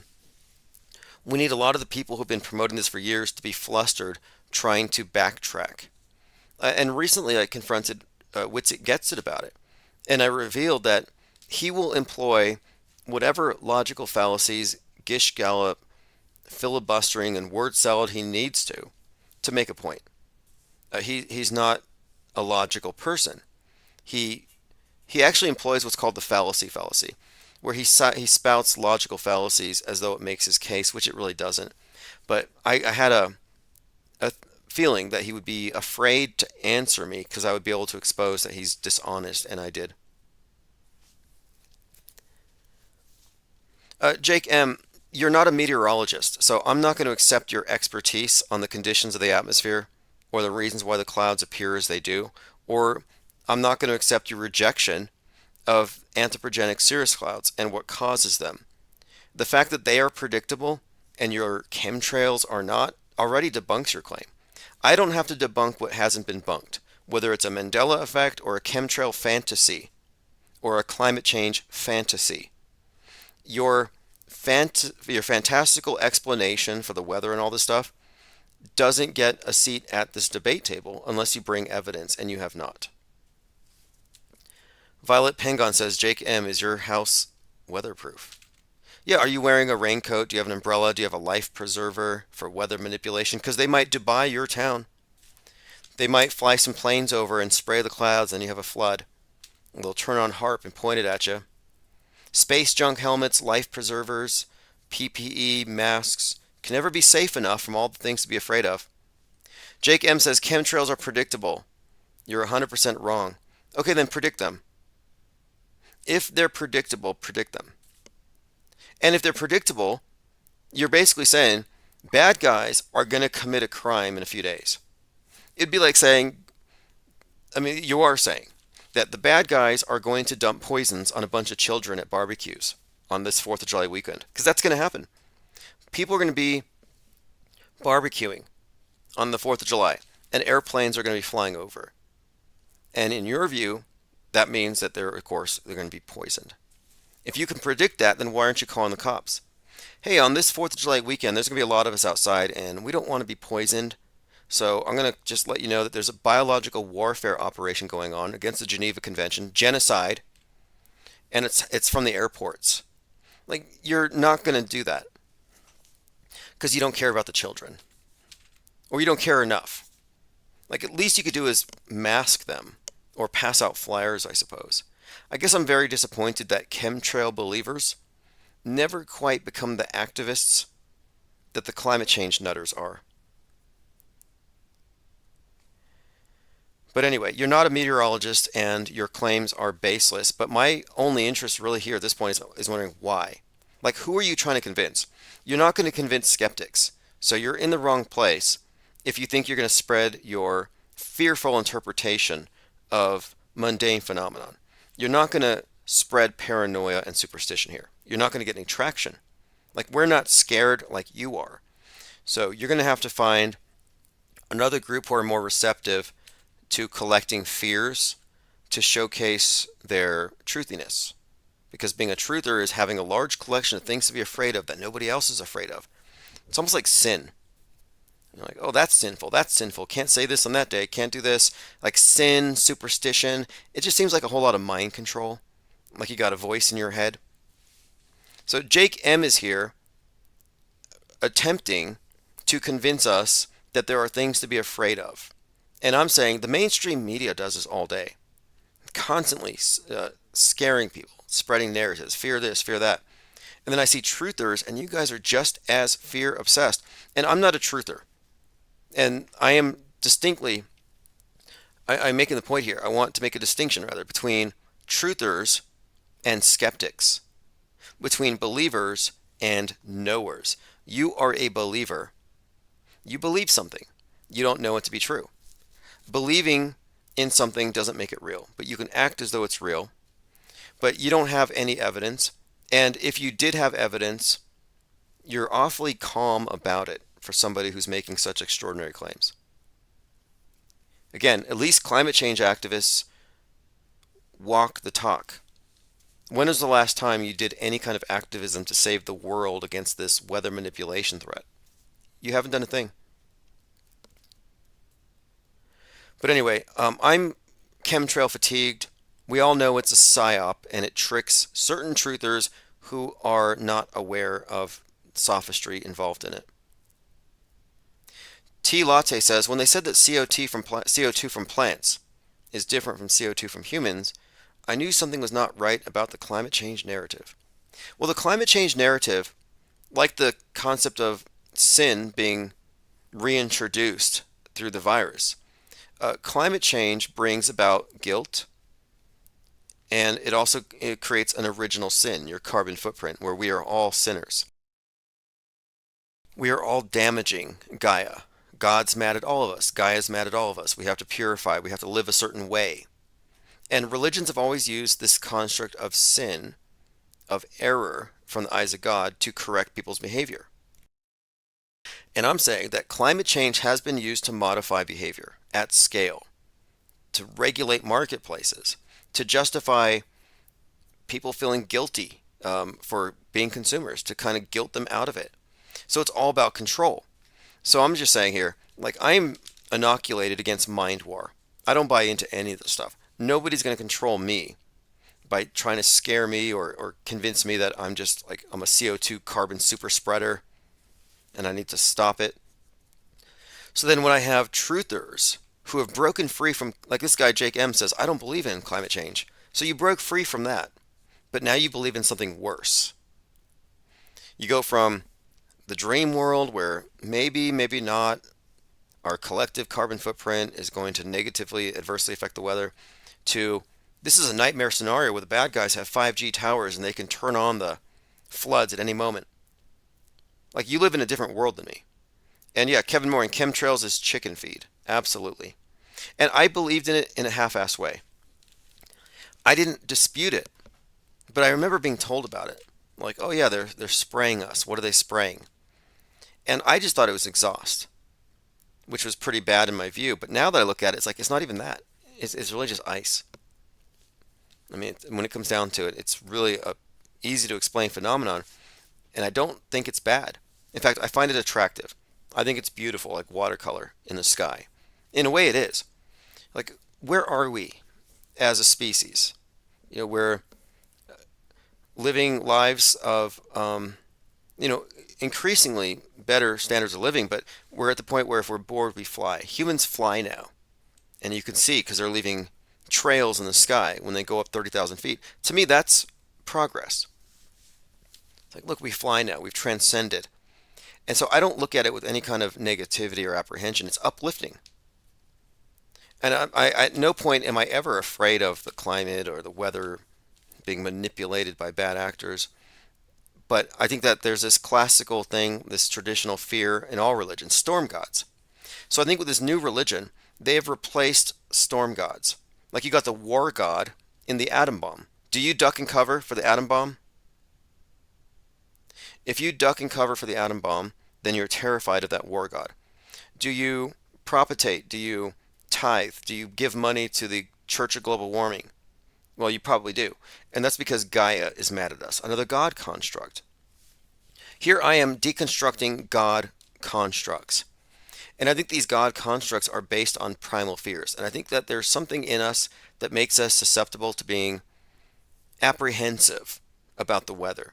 And storm gods epitomize this. And it's always the storm gods who are boss, like Zeus, Jehovah. These are the top dogs, the top gods. They're all storm gods.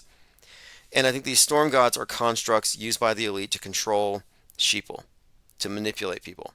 The whole Chicken Little thing, it's all manipulation. 90 seconds. So when it comes to alternate fears or chemtrails, I'm like, look, you're in the wrong place. You're selling it to the wrong person here. I almost want to ban it. Like, I'm not taking any more calls on chemtrails if someone isn't wearing a mask. If I don't hear you speaking through a mask, no thanks. Louise Ortiz says, "What's HARP? Can they create a hurricane?" I think this is another one of these myths. See, this is the thing. 9/11 is a contemporary myth. The bowl cut shooter, a mythological creature. These are not real. Planet killer asteroids, myths. Flood myths. Neo eschatology. HARP. Yeah, it's a high frequency active auroral research program. There is something called HARP. But the claim that it can make hurricanes is a conspiracy theorist myth. Well outside the capabilities of it and outside the scope of natural science. This is the same thing with geoengineering and stratospheric aerosol injections, where you can say it, it sounds impressive. Oh, aren't you worried about stratospheric aerosol injections and high frequency active oral research programs? It's like, wow, that's scary. What's a high frequency active research program going to do to me? But it's just tantamount to a word salad and gish gallop. Because when you really get down to it, stratospheric aerosol injections is largely untested. Geoengineering doesn't really work. There's no such thing in any meaningful sense. And even if there was, geoengineering is to counter climate change. So before you say geoengineering is real, first prove to me that climate change is real.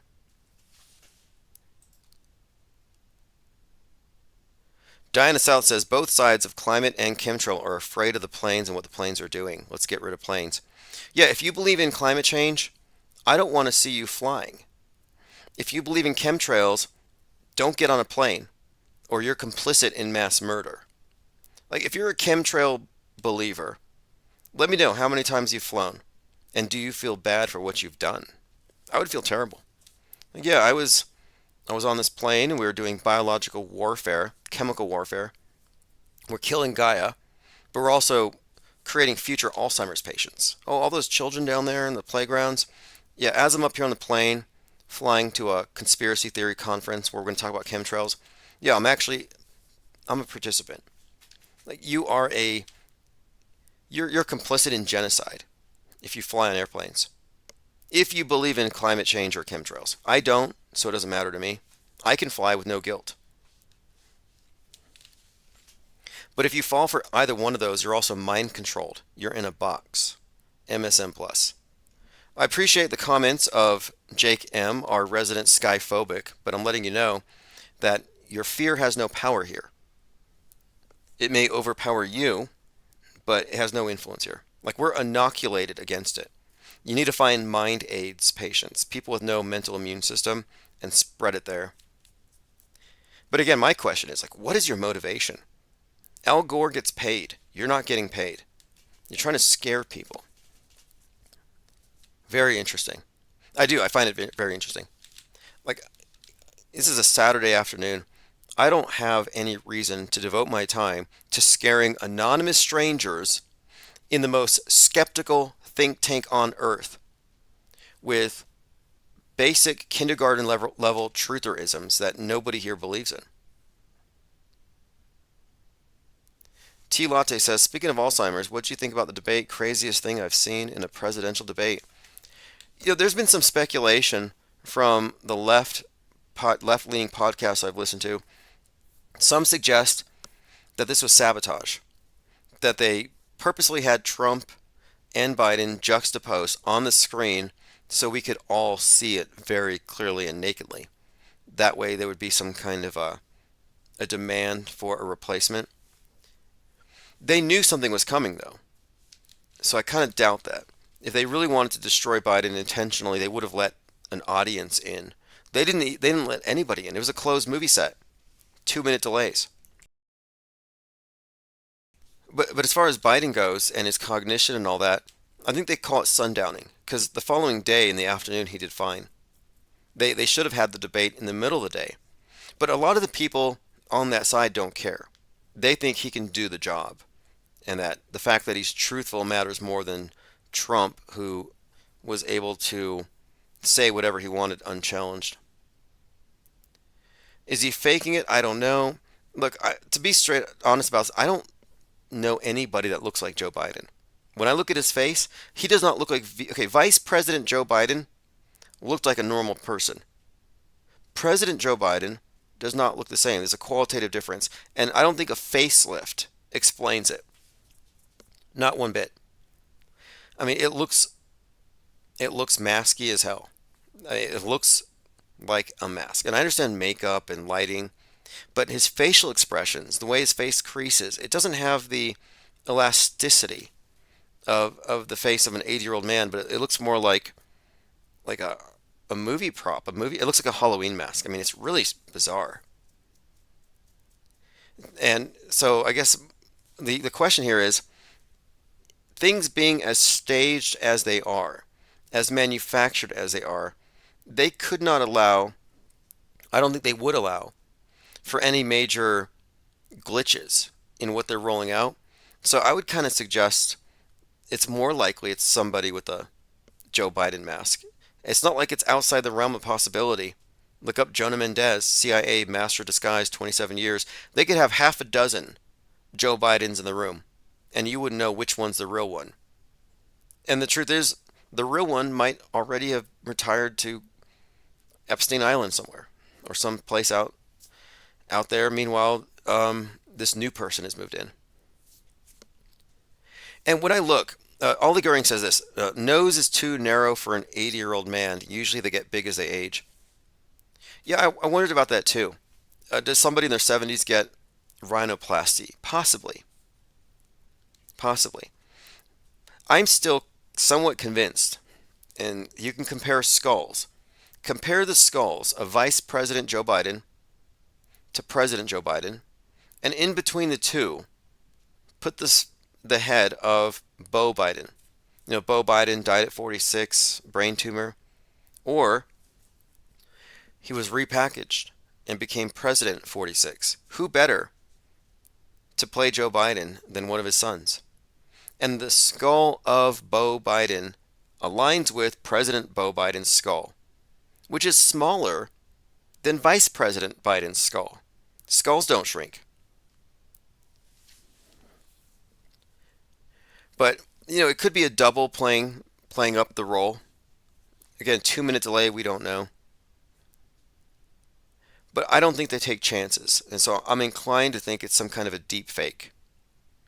You don't have to bring in James Wood, whose nose wouldn't fit, or Jim Carrey.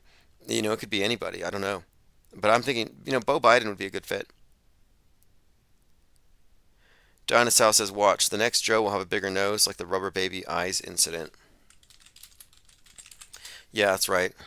I'd called out the rubber babies with closed eyes as a giveaway that they're fake. And the next thing you know, they show us rubber babies with open eyes. So here's a picture of Joe and Beau, the original Joe who looks like a human being. And just look at the skin. I mean, this looks like a human being. And then Beau Biden. And I'm thinking the new Joe looks like Beau. That's where I'm at with this. Okay, what else is going on? I guess 4th of July is coming up. Steve Bannon will be in jail. Mountain Dew is releasing Liberty Chill for the 4th of July. Everything Mountain Dew is PSYOP predictive programming. And we had analyzed this one. This one's got 50 flavors in one. So it's got some significance to America, the 50 states. But here's what you have on the logo for Liberty Chill. Now remember, Maui Blast. Maui Blast had Dew on it, direct energy weapon, as Maui had those extreme fires, if you believe it. Then you had the Francis Scott Key Bridge, and he wrote the Star Spangled Banner, and Mountain Dew has the Star Spangled Splash. So now we have Liberty Chill, which I think may have to do with nuclear winter.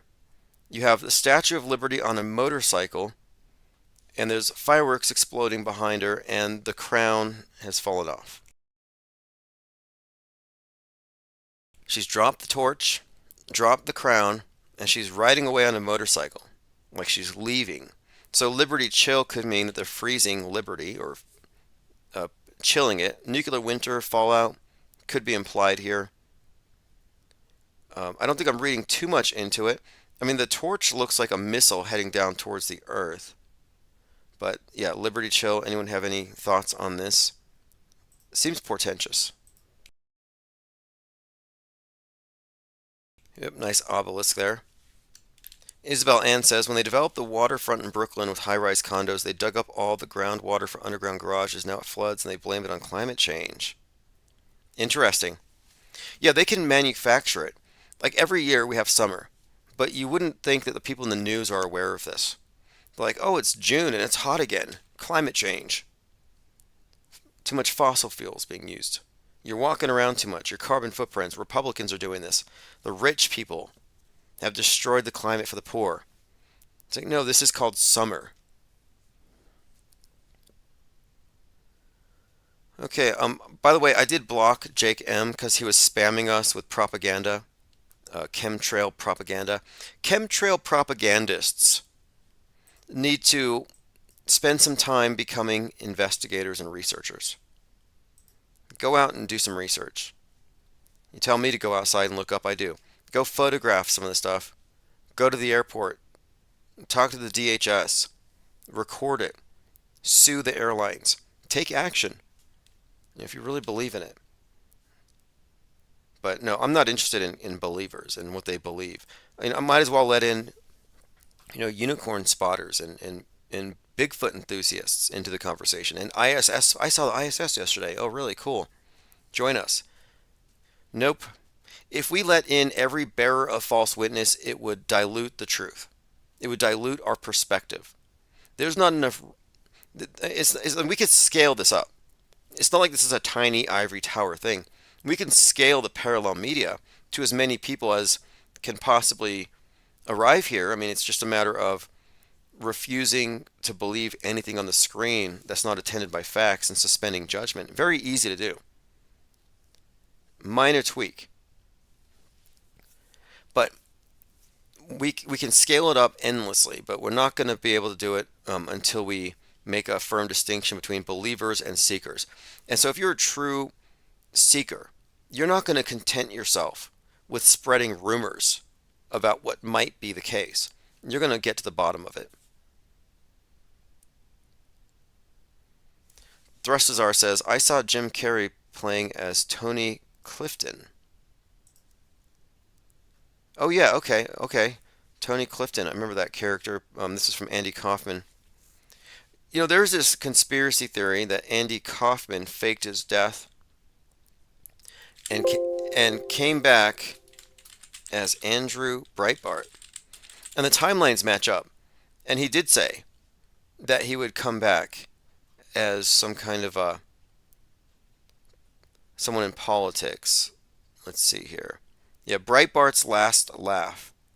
You can find some articles about it, and people have noted this resemblance. But yeah, exactly. He was kind of an Andy Kaufman type in many ways. But some have suggested that Andy Kaufman literally faked his death and literally came back as Andrew Breitbart. And if you look at them side by side and adjust for age, you could somewhat make the case. I think it's somewhat believable. It would mean that Breitbart wasn't 43 when he died, but more like probably 53, which I think you could see that as well.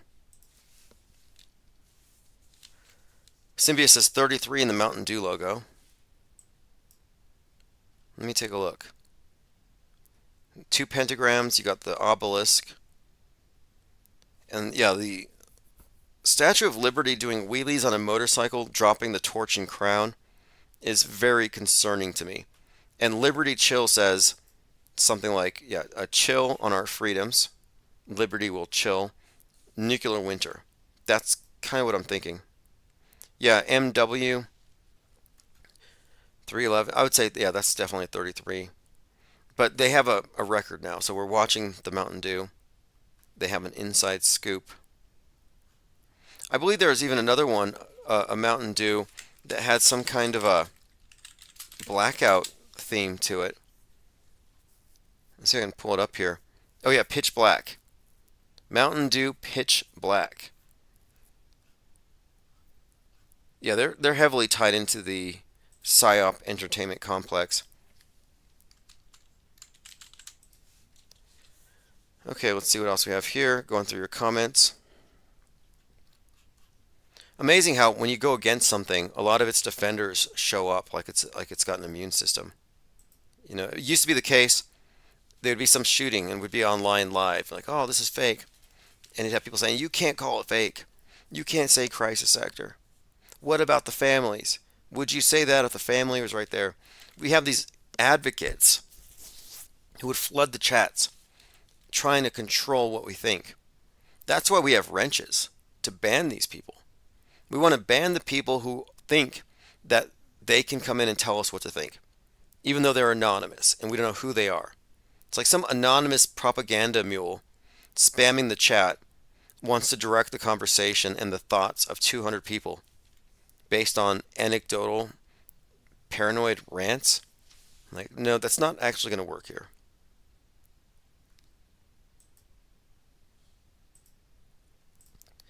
Interesting way to spend an afternoon. We're handing out white pills. We're inoculating people against mind war, and occasionally we do get some info warriors trying to drag us to the front lines. Like, come fight the fight with us. Get active. Be mad. You're a victim too. I have this incredible rant I was listening to this morning. Maybe I should play it. Some lady in Florida was just going off on how chemtrails cause Alzheimer's, which is what a lot of people believe. I mean, what won't they believe? It's kind of a catch-all. Everything can be blamed on it. But she was going into this long rant about it, and I could see why people would be scared. But towards the end of it, she was just going off on how, we have to be willing to fight. We have to stand up, and we can't cower. It's like, fight the chemtrails. Like, how do you fight that? And it just sounds to me like a lot of virtue signaling at this point. And there is nothing to fight. It's just agitation for its own sake. Sort of like, was it Extinction Rebellion? These environmentalists, they can't get any attention. So they resort to extraordinary tantrums like playing dead in public. Kevin Mooring says, I told you chemtrail audit believers are sky Karens. Yes. Well, this is the thing too. We're talking about a world of beliefs contrasted with the deprogrammed position of recognizing the worldview as a construct. So we've stepped outside of it to a large degree in order to appreciate it as such. And I think that's kind of what we're experiencing here is a bit of a clash. And that's what we want. We're experiencing a clash between those who are non-skeptical and those who are, those who adopt beliefs and those who seek to know. And the thing is, truthers have just stacks of beliefs, just folders full, boxes, just all these things they believe because they find them believable. And what we're doing is we're going the opposite direction of the subtractive or the negative route, where we're deleting stuff that we can't verify. So they may have an entire closet full of DVDs and documents that show all these things that you could be afraid of. And here we are with question marks and a lot of nothing. We don't have a lot to replace.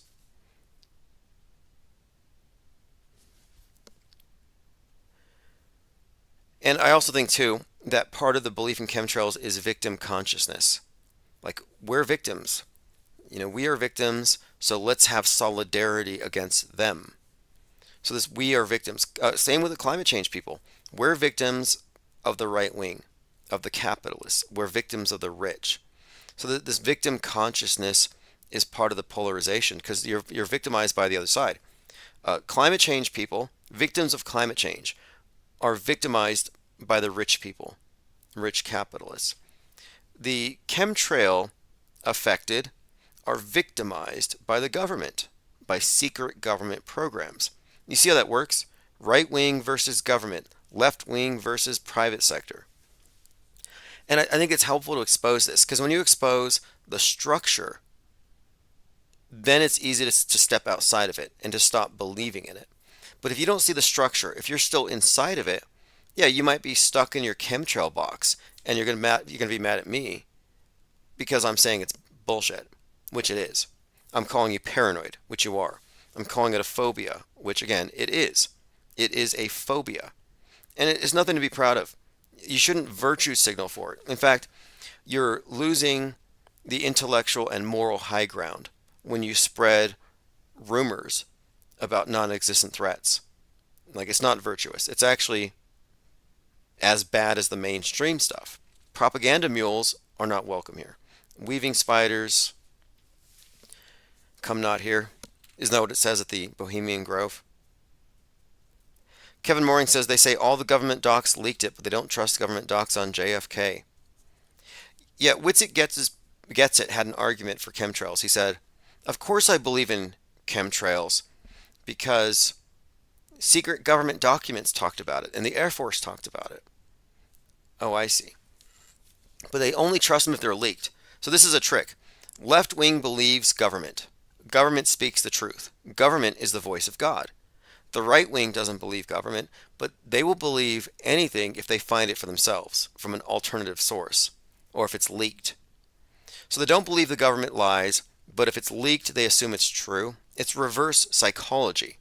If you believe leaked documents, but you don't believe them generally, it's reverse psychology, and it's also what's called a limited hangout. The limited hangout is an operation where they know that some information may leak, and they want to control any leaks, and they also want to manage information. So the ones who want to control information will provide as a source something new and then attract whoever is seeking that, and then they can kind of control the flow. This is from Wikipedia. A limited hangout or partial hangout is a tactic used in media relations, perception management, politics, and information management. This is a common tactic used by political extremist groups at both ends of the spectrum and intelligence. The practice of revealing only part of a truth about a situation as damage control when a cover story can no longer be used. But the point of it is this. The leaked document is now seen as a source. So other people go to the leak to see what else comes out. Now they can control what's leaked.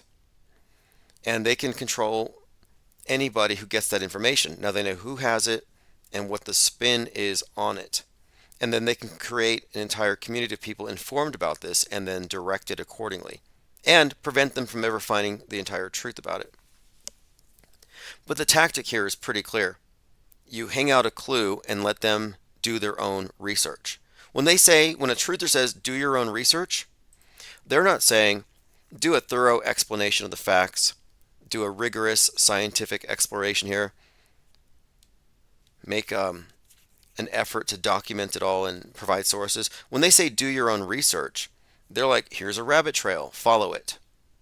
And it feels like they're discovering stuff, which is a marketing tactic where you get people to discover things instead of being told, but they're still being told, just indirectly. But yes, leaked documents are not trustworthy it's not a source. You can't cite it as a source. I found a leaked document that says this, therefore it's true. And that was Witsit Gets Its best defense of his claim. And I wanted to get this out there because I wanted to make the point that his claim rests on a false argument, on the idea that you can appeal to the authority of government documents as long as the government didn't give them to you directly. Like, that's not an argument. And now he has to rest on that. He has to stand by that or make a retraction. But that is the best he could do. And he's got a sharp mind.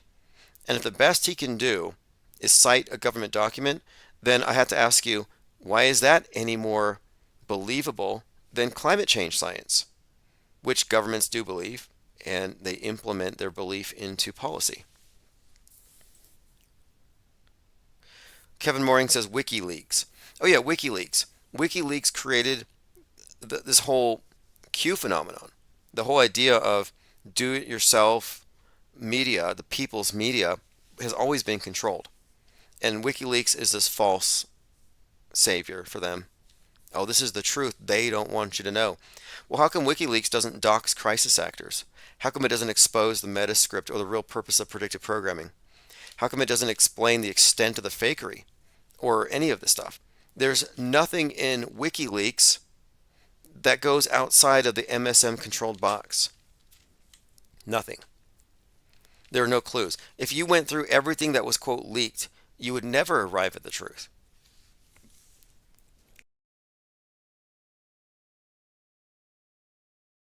I mean, the only leaks, and they weren't really leaks, the only real clues or insights we've had have been bad performances, bad editing. But these are things that we are discovering for ourselves.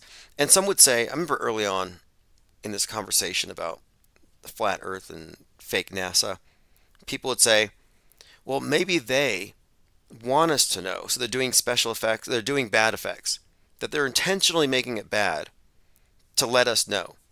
Like they're revealing it. And the QAnoners were hooked on this hopium. They were hooked on it. They believed, yeah, the truth is so big. If they just told us all at once, we would go crazy. So they're just going to slowly drip the truth. They're going to let us know in hints. Oh, this was fake, this was fake. And eventually it's all going to be exposed. I used to hear this from a lot of people. Like, oh, they're waking up. People are waking up. Fly Me to the Moon. The movie's coming out. They're going to tell us about the fake moon landing. And they follow along, hopefully, thinking that, yes, good guys are in control and everything's going to be revealed. It's like, no, not even close. Nothing is being revealed on purpose. Nobody would be calling out the fakery if it wasn't for us. Truthers don't care about fakery. It goes against their fear-based narratives. Truthers don't want to know that chemtrails are fake. They don't want to know that weather manipulation conspiracy theories are all based on misunderstandings and misinformation. Just like normies don't want to know that moon landings are fake or climate change is fake. It's fascinating because belief in fakery is the norm. All right, let's move on. I had a few more notes here, things earmarked.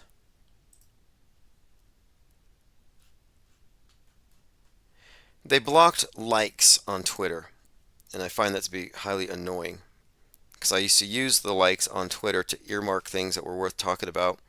Okay, here's an example of the chemtrail insanity.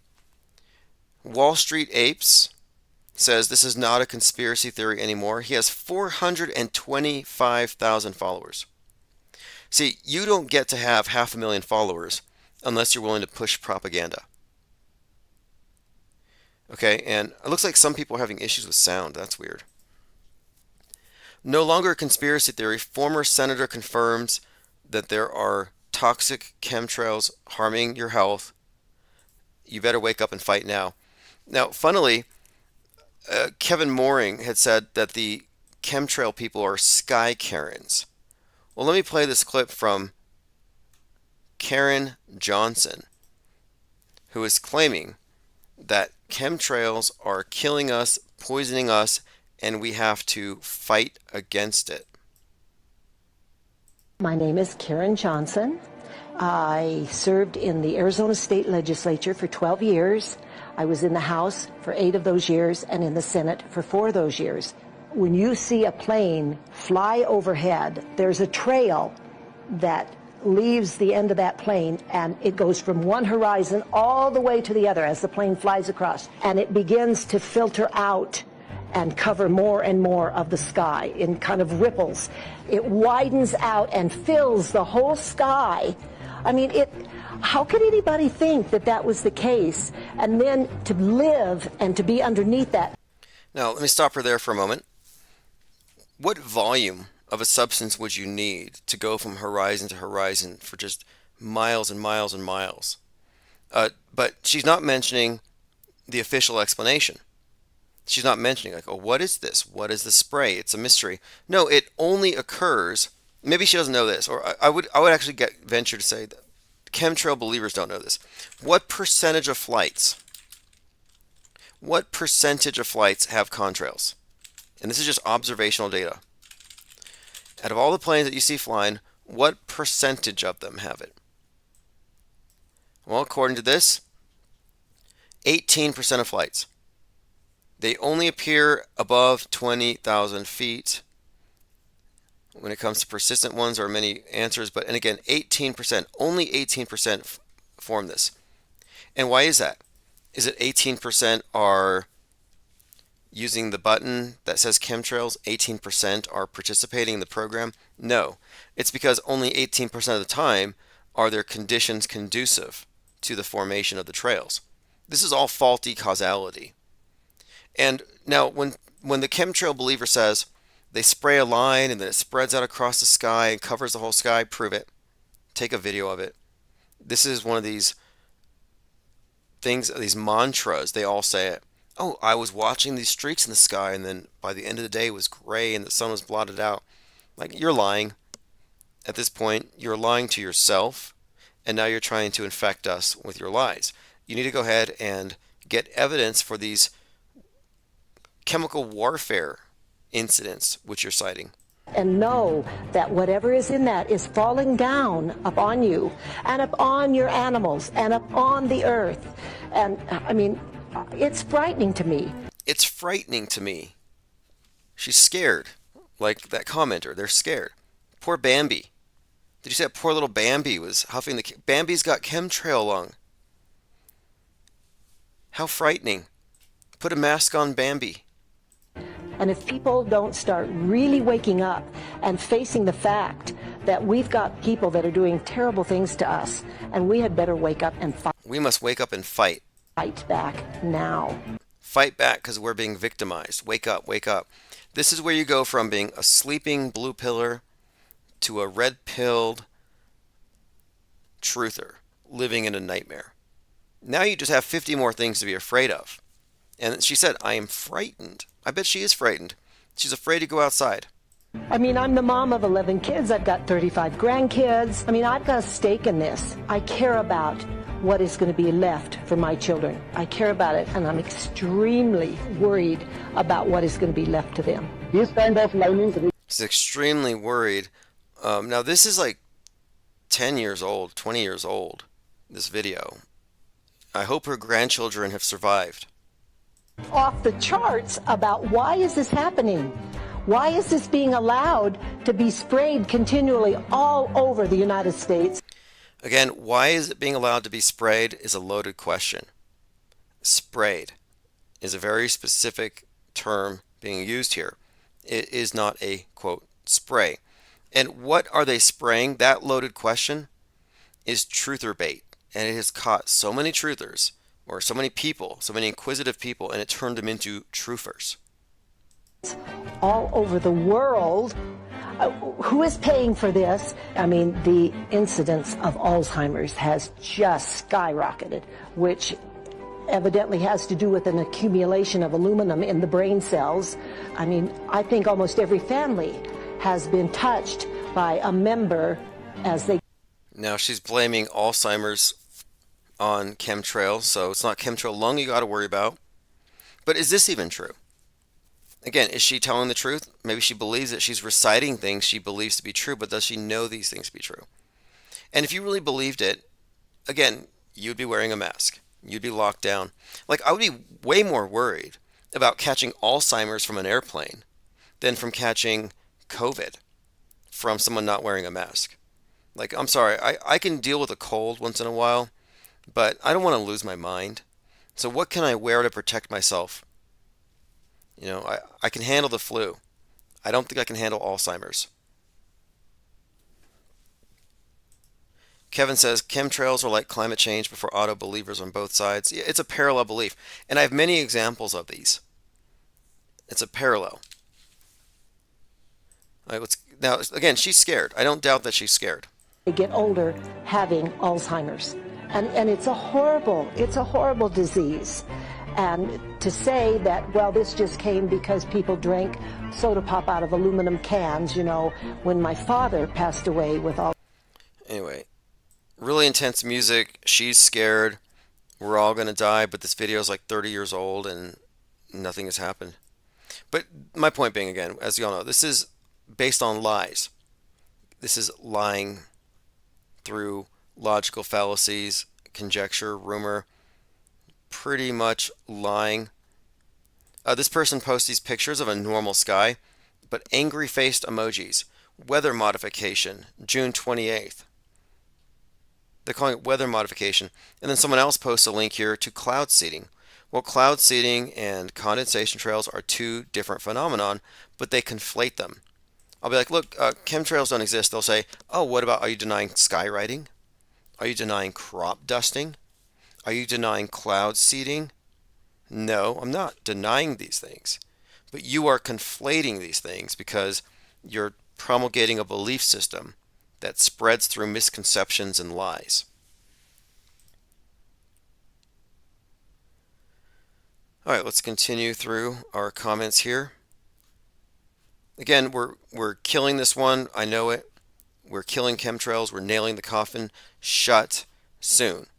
And we're not going to give this any more time once we've gone through with the debate. Because at that point, the bar will have been raised. And for someone to enter the conversation, they're going to have to bring a sufficient burden of evidence. And none of them can.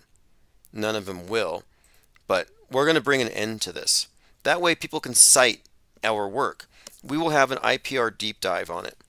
And the IPR deep dive will be something like a documentary exposing this hoax that has been perpetrated on truthers. And it will be the gold standard. Where if anybody's pushing some kind of alt climate change, you can be like, oh, you're an alt climate change person? Well, here, you might want to watch this documentary, which offers a skeptical position on weather manipulation, which is something of a orthodox trutherism that is very pernicious, and it's being promulgated by grifters and fear pornographers. Ted Stryker says the background music adds tension to the video, and then some idiot pointing up at what we're watching. Oh yeah, you could put scary like Alfred Hitchcock music to an airplane crossing the sky and there's a condensation trail, and suddenly it looks like, oh my God, they're killing us. And that's a tactic in propaganda. We're looking at, propaganda is an art and science of persuading people through subconscious means. And one of the most effective propaganda techniques or marketing techniques is the testimonial, the eyewitness. So you're listening to her making emotional appeals. I got grandchildren, Bambi, animals. These are emotional appeals. And if there was a factual basis to it, you wouldn't need to manipulate emotions. You wouldn't need to engage in ad hominem. You wouldn't have to use dishonest argumentation and bad faith questions if it was true. And by making a big deal about this, we're drawing a firm line here where liars aren't going to be attracted to the parallel media. They're like, oh, I can't join you guys just because I want to lie about this. Yeah, believers are not welcome. You have one choice here, and you have one option here.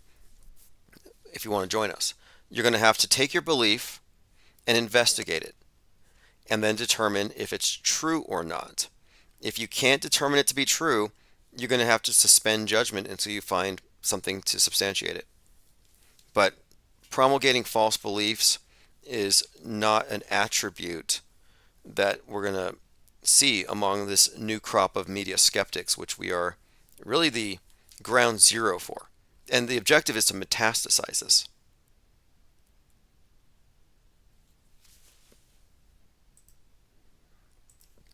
But it's ironic, but it's not shocking or even surprising to me at all that we're going to have a great deal of resistance from truthers who have been convinced of many things, and they're not going to be unconvinced.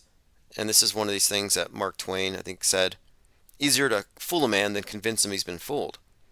And I'm not finding that to be very difficult for myself. Like, I don't have any kind of major ego attachment to being right. It's like, yeah, prove me wrong, please. I used to believe in false flags. I used to think chemtrails were plausible. I used to believe in fill in the blank historical event as advertised. And no, I no longer. So it's okay to step outside of a false belief. But it's only really worth it if you take the time to understand how you arrived at that false belief. And much of what I believed in was the result of accepting an argument from authority. Oh, the screen's an authority. If it's made it this far, if it's being broadcast, it's a sure bet that it has been vetted. And that's really not a sure bet. It has been fact checked. If it was false, the news media wouldn't want to risk their credibility. They wouldn't report on it. That's what they want you to think. But that's and it may be how many of them operate, but at a certain point it's compartmentalized. Media has been compromised. It's not what we think it is. They're not reporting the facts as they happen, but they're proffering a prefabricated world view. And we're destroying that. Autohoaxology 101 is a planet killer. It is an asteroid, a planet killer, and it's heading towards the world stage. And I'm expecting an impact here sometime in the next 2 to 3 months, within the next 2 months. David Hoaxme says, I've heard DNA and genetics are fake too, but haven't looked into it. It's interesting that at the macro and the micro levels, we're kind of at the mercy of the priesthood to tell us what is. And the best they can do is give us cartoons to represent what is. Oh, here's a cartoon. This is the thing that's spreading around. Here's a cartoon. This is what's way over there. And you're like, well, okay, well, we can trust them, right? Well, no, you can't. Because some guy with the James Webb telescope, which costs $10 billion, and it's a million miles away, so you're not going to get your money back. Some scientists at the James Webb telescope put a piece of salami on an image of space. And all the people who were looking at this image were convinced it was a star. They said, look at this beautiful star, 4.2 trillion light years away, brought to us by this $10 million telescope. This beautiful star is the most beautiful star we've ever seen. And there is this consensus, and all these people are talking about this newly discovered star. And the only people who didn't believe in it were flat earthers or NASA skeptics. And I'm like, I'm a NASA skeptic. I don't believe this is real. And they were like, shut up, flat earther. This is the most beautiful thing I've ever seen. You wouldn't understand with your flat mind. And I'm like, I would understand. It's fake like everything that they do. Well, it turns out that this French scientist's photo of a distant star of Proxima Centauri from the $10 billion telescope was in fact a piece of salami. And here's the culprit. This is the guy who did it. But for weeks, people's jaws were dropping. A lot of NASA nerds were getting this thing tattooed on their necks. They were enamored with it. This is the most beautiful thing we've ever seen. Totally worth $10 billion to see this star. But no, it's a piece of meat.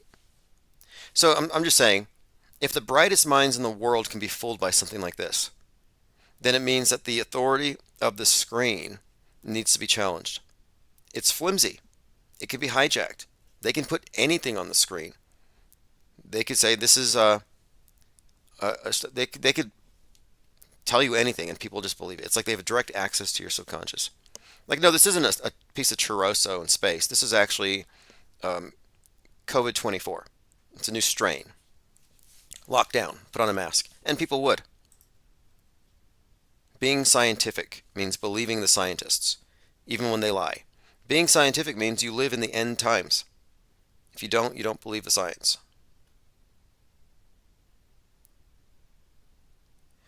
Dinah Southhard says that the star makes me hungry for pepperoni. I just thought this was one of the best examples we have of what I call auto-belief. The Atlantic, why everyone fell for the viral space chorizo. Amazing space telescope image was actually a slice of meat. But this is auto-belief. So the approach of the skeptic is suspending judgment until you have more facts. So I look at it and I say, well, this is coming from a pathologically lying institution. And I don't trust liars, so I'm going to assume that this is a lie. That's my operating system. And I was right. Auto-believers say everything on the screen is real until proven fake. Therefore, this is real. And it's beautiful, and I love it. And this is the most beautiful thing I've ever seen. And then they find out it's fake. But if you told them it was fake, they would have called you a flat earther. But now that the consensus is in agreement it's fake because they were told it's fake, now it's fake. This is the desert of the designated real. And if he didn't say it was fake, they would be teaching this in college courses. Scientists would be genuflecting, be worshiping this thing. All right, let's move on. It's just gullibility. This is gullibility on full display.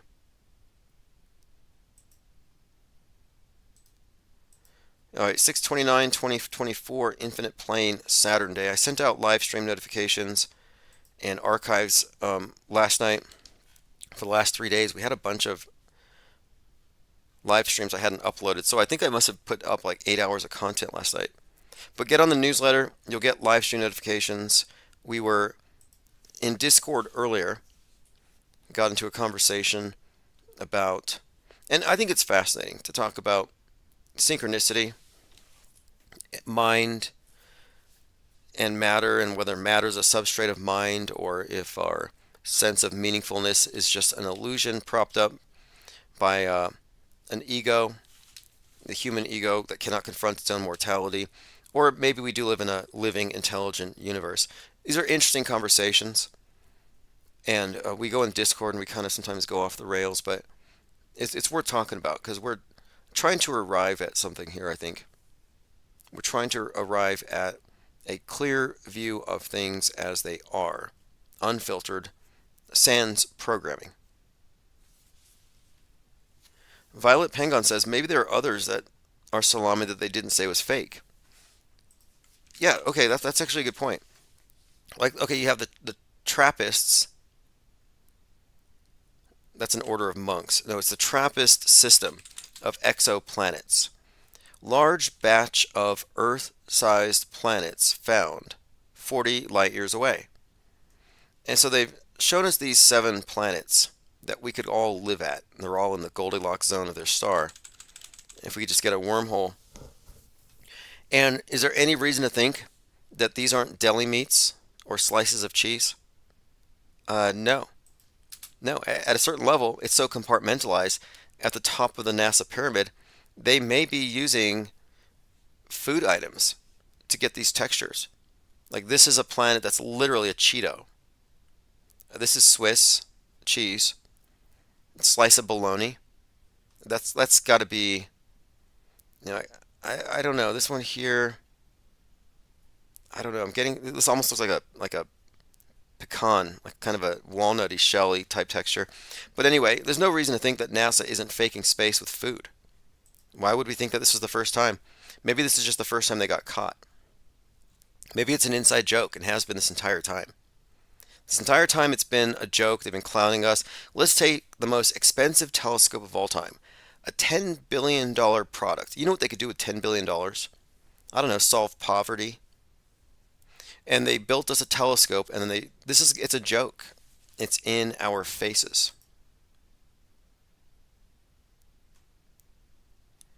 Joined by Howard Boyd. Says, Shalom, Timmy, good day to you, bro. Amen. Thank you. Thanks for joining on this Infinite Plane Saturday. Things are going to escalate here in the next few days. So we have a lot to look forward to. In about 3 days, Steve Bannon will be in jail. Goldfinch will have responded to his service papers, or not. In either case, it's doomed if he does and doomed if he doesn't. And next month, we're going to kick off the Autohoaxology 101 promotional events. Not quite a book tour, but it's the same idea, same concept. Armin Reese says, just arrived. Did you archive 619? I must have. I'll have to double check. I'm pretty sure we're caught up. I'm still uploading those latest podcasts, but I'm trying to get more and more time into this, so I'm arriving here early in the mornings. So you may catch us in Discord there.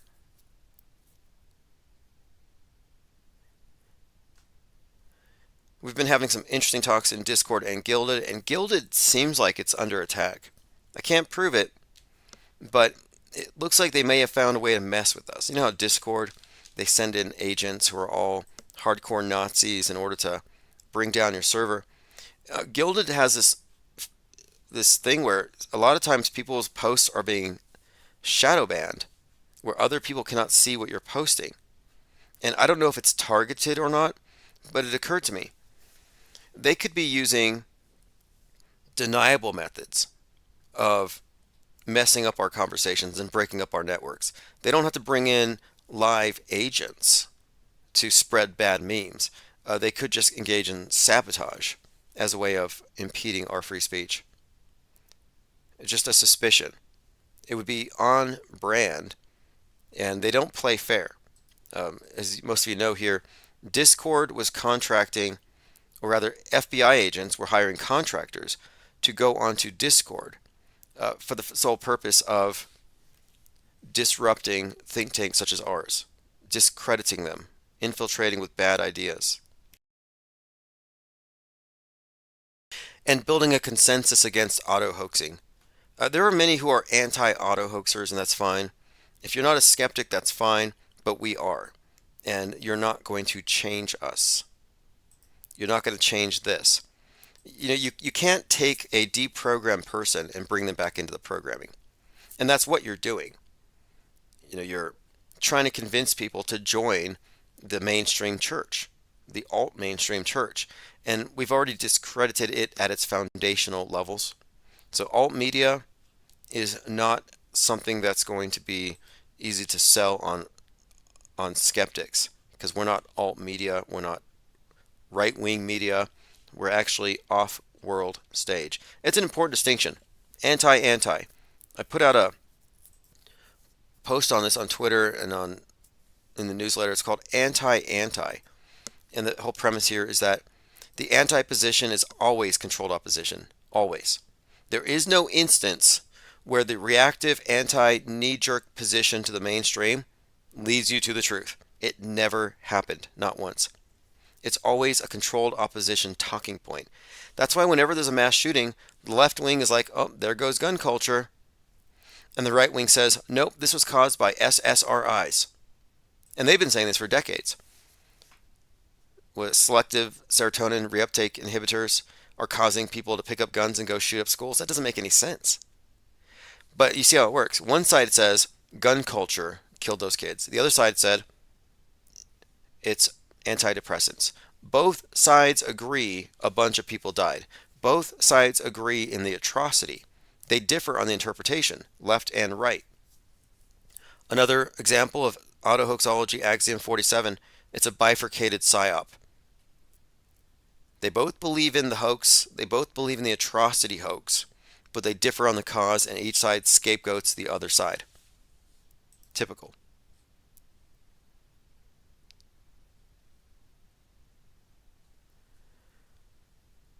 Okay, looks like we've covered most of what I wanted to cover up today. Queen Diddaloo of QAnon. I don't know if you know about this, but the QAnon Queen of Canada, she's still a thing in Canada. But anyway, I found some posts of hers, and she's convinced that birds are fake. And this is strange, because it's like full circle. After Parkland, a lot of people were calling the shooting fake. So Parkland students got together, and they created a fake conspiracy called Birds Are Fake, in order to make people calling the news fake look ridiculous. So the birds are fake conspiracy theory was never real. It was always fake. It was always meant to clown people who call the news fake.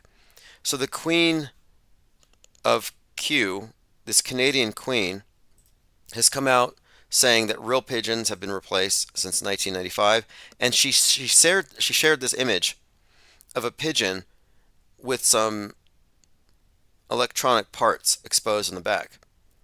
And she shared this birds are fake thing without saying it's a fake conspiracy theory. Diddaloo Followers shares this photo, and he found, noting here that she claims, and this is the QAnon Queen, that birds are fake. Quote, I remember the Queen, this is Queen Ramona Diddaloo, saying something about birds 2 years ago being bots. I can't remember fully, but here's a picture of a bird with a circuit and chips that I've never seen before. So now you have this parody conspiracy theory being believed in by the conspiracy theorists. This is insane. Woodsbear says, can the people on YouTube see our comments here on DLive? Yeah, for the most part, all of the comments show up in the same place. They're all relayed. There are some people who are banned, like Mike D and Jake W, but these are people who have tried their best to sell us on their agendas, and they leave disappointed because they don't get any recruits. And that's because, of course, our agenda here is really just discernment and truth. I don't have any sort of interest in selling you on being scared of things that aren't scary. But I'm just not a real fearful person. I'm not afraid of my shadow, like so many of these truthers are. I'm not hoping for the world to end because I can't cope with reality. Okay, well, this has been great. We'll continue this conversation tomorrow. Archives will go out in the emails. This is Lucifer Tim, 33rd degree. Thanks for the comments, as always, and I appreciate all the support. And we'll continue this probably in Gilded and Discord. Birds are fake are fake.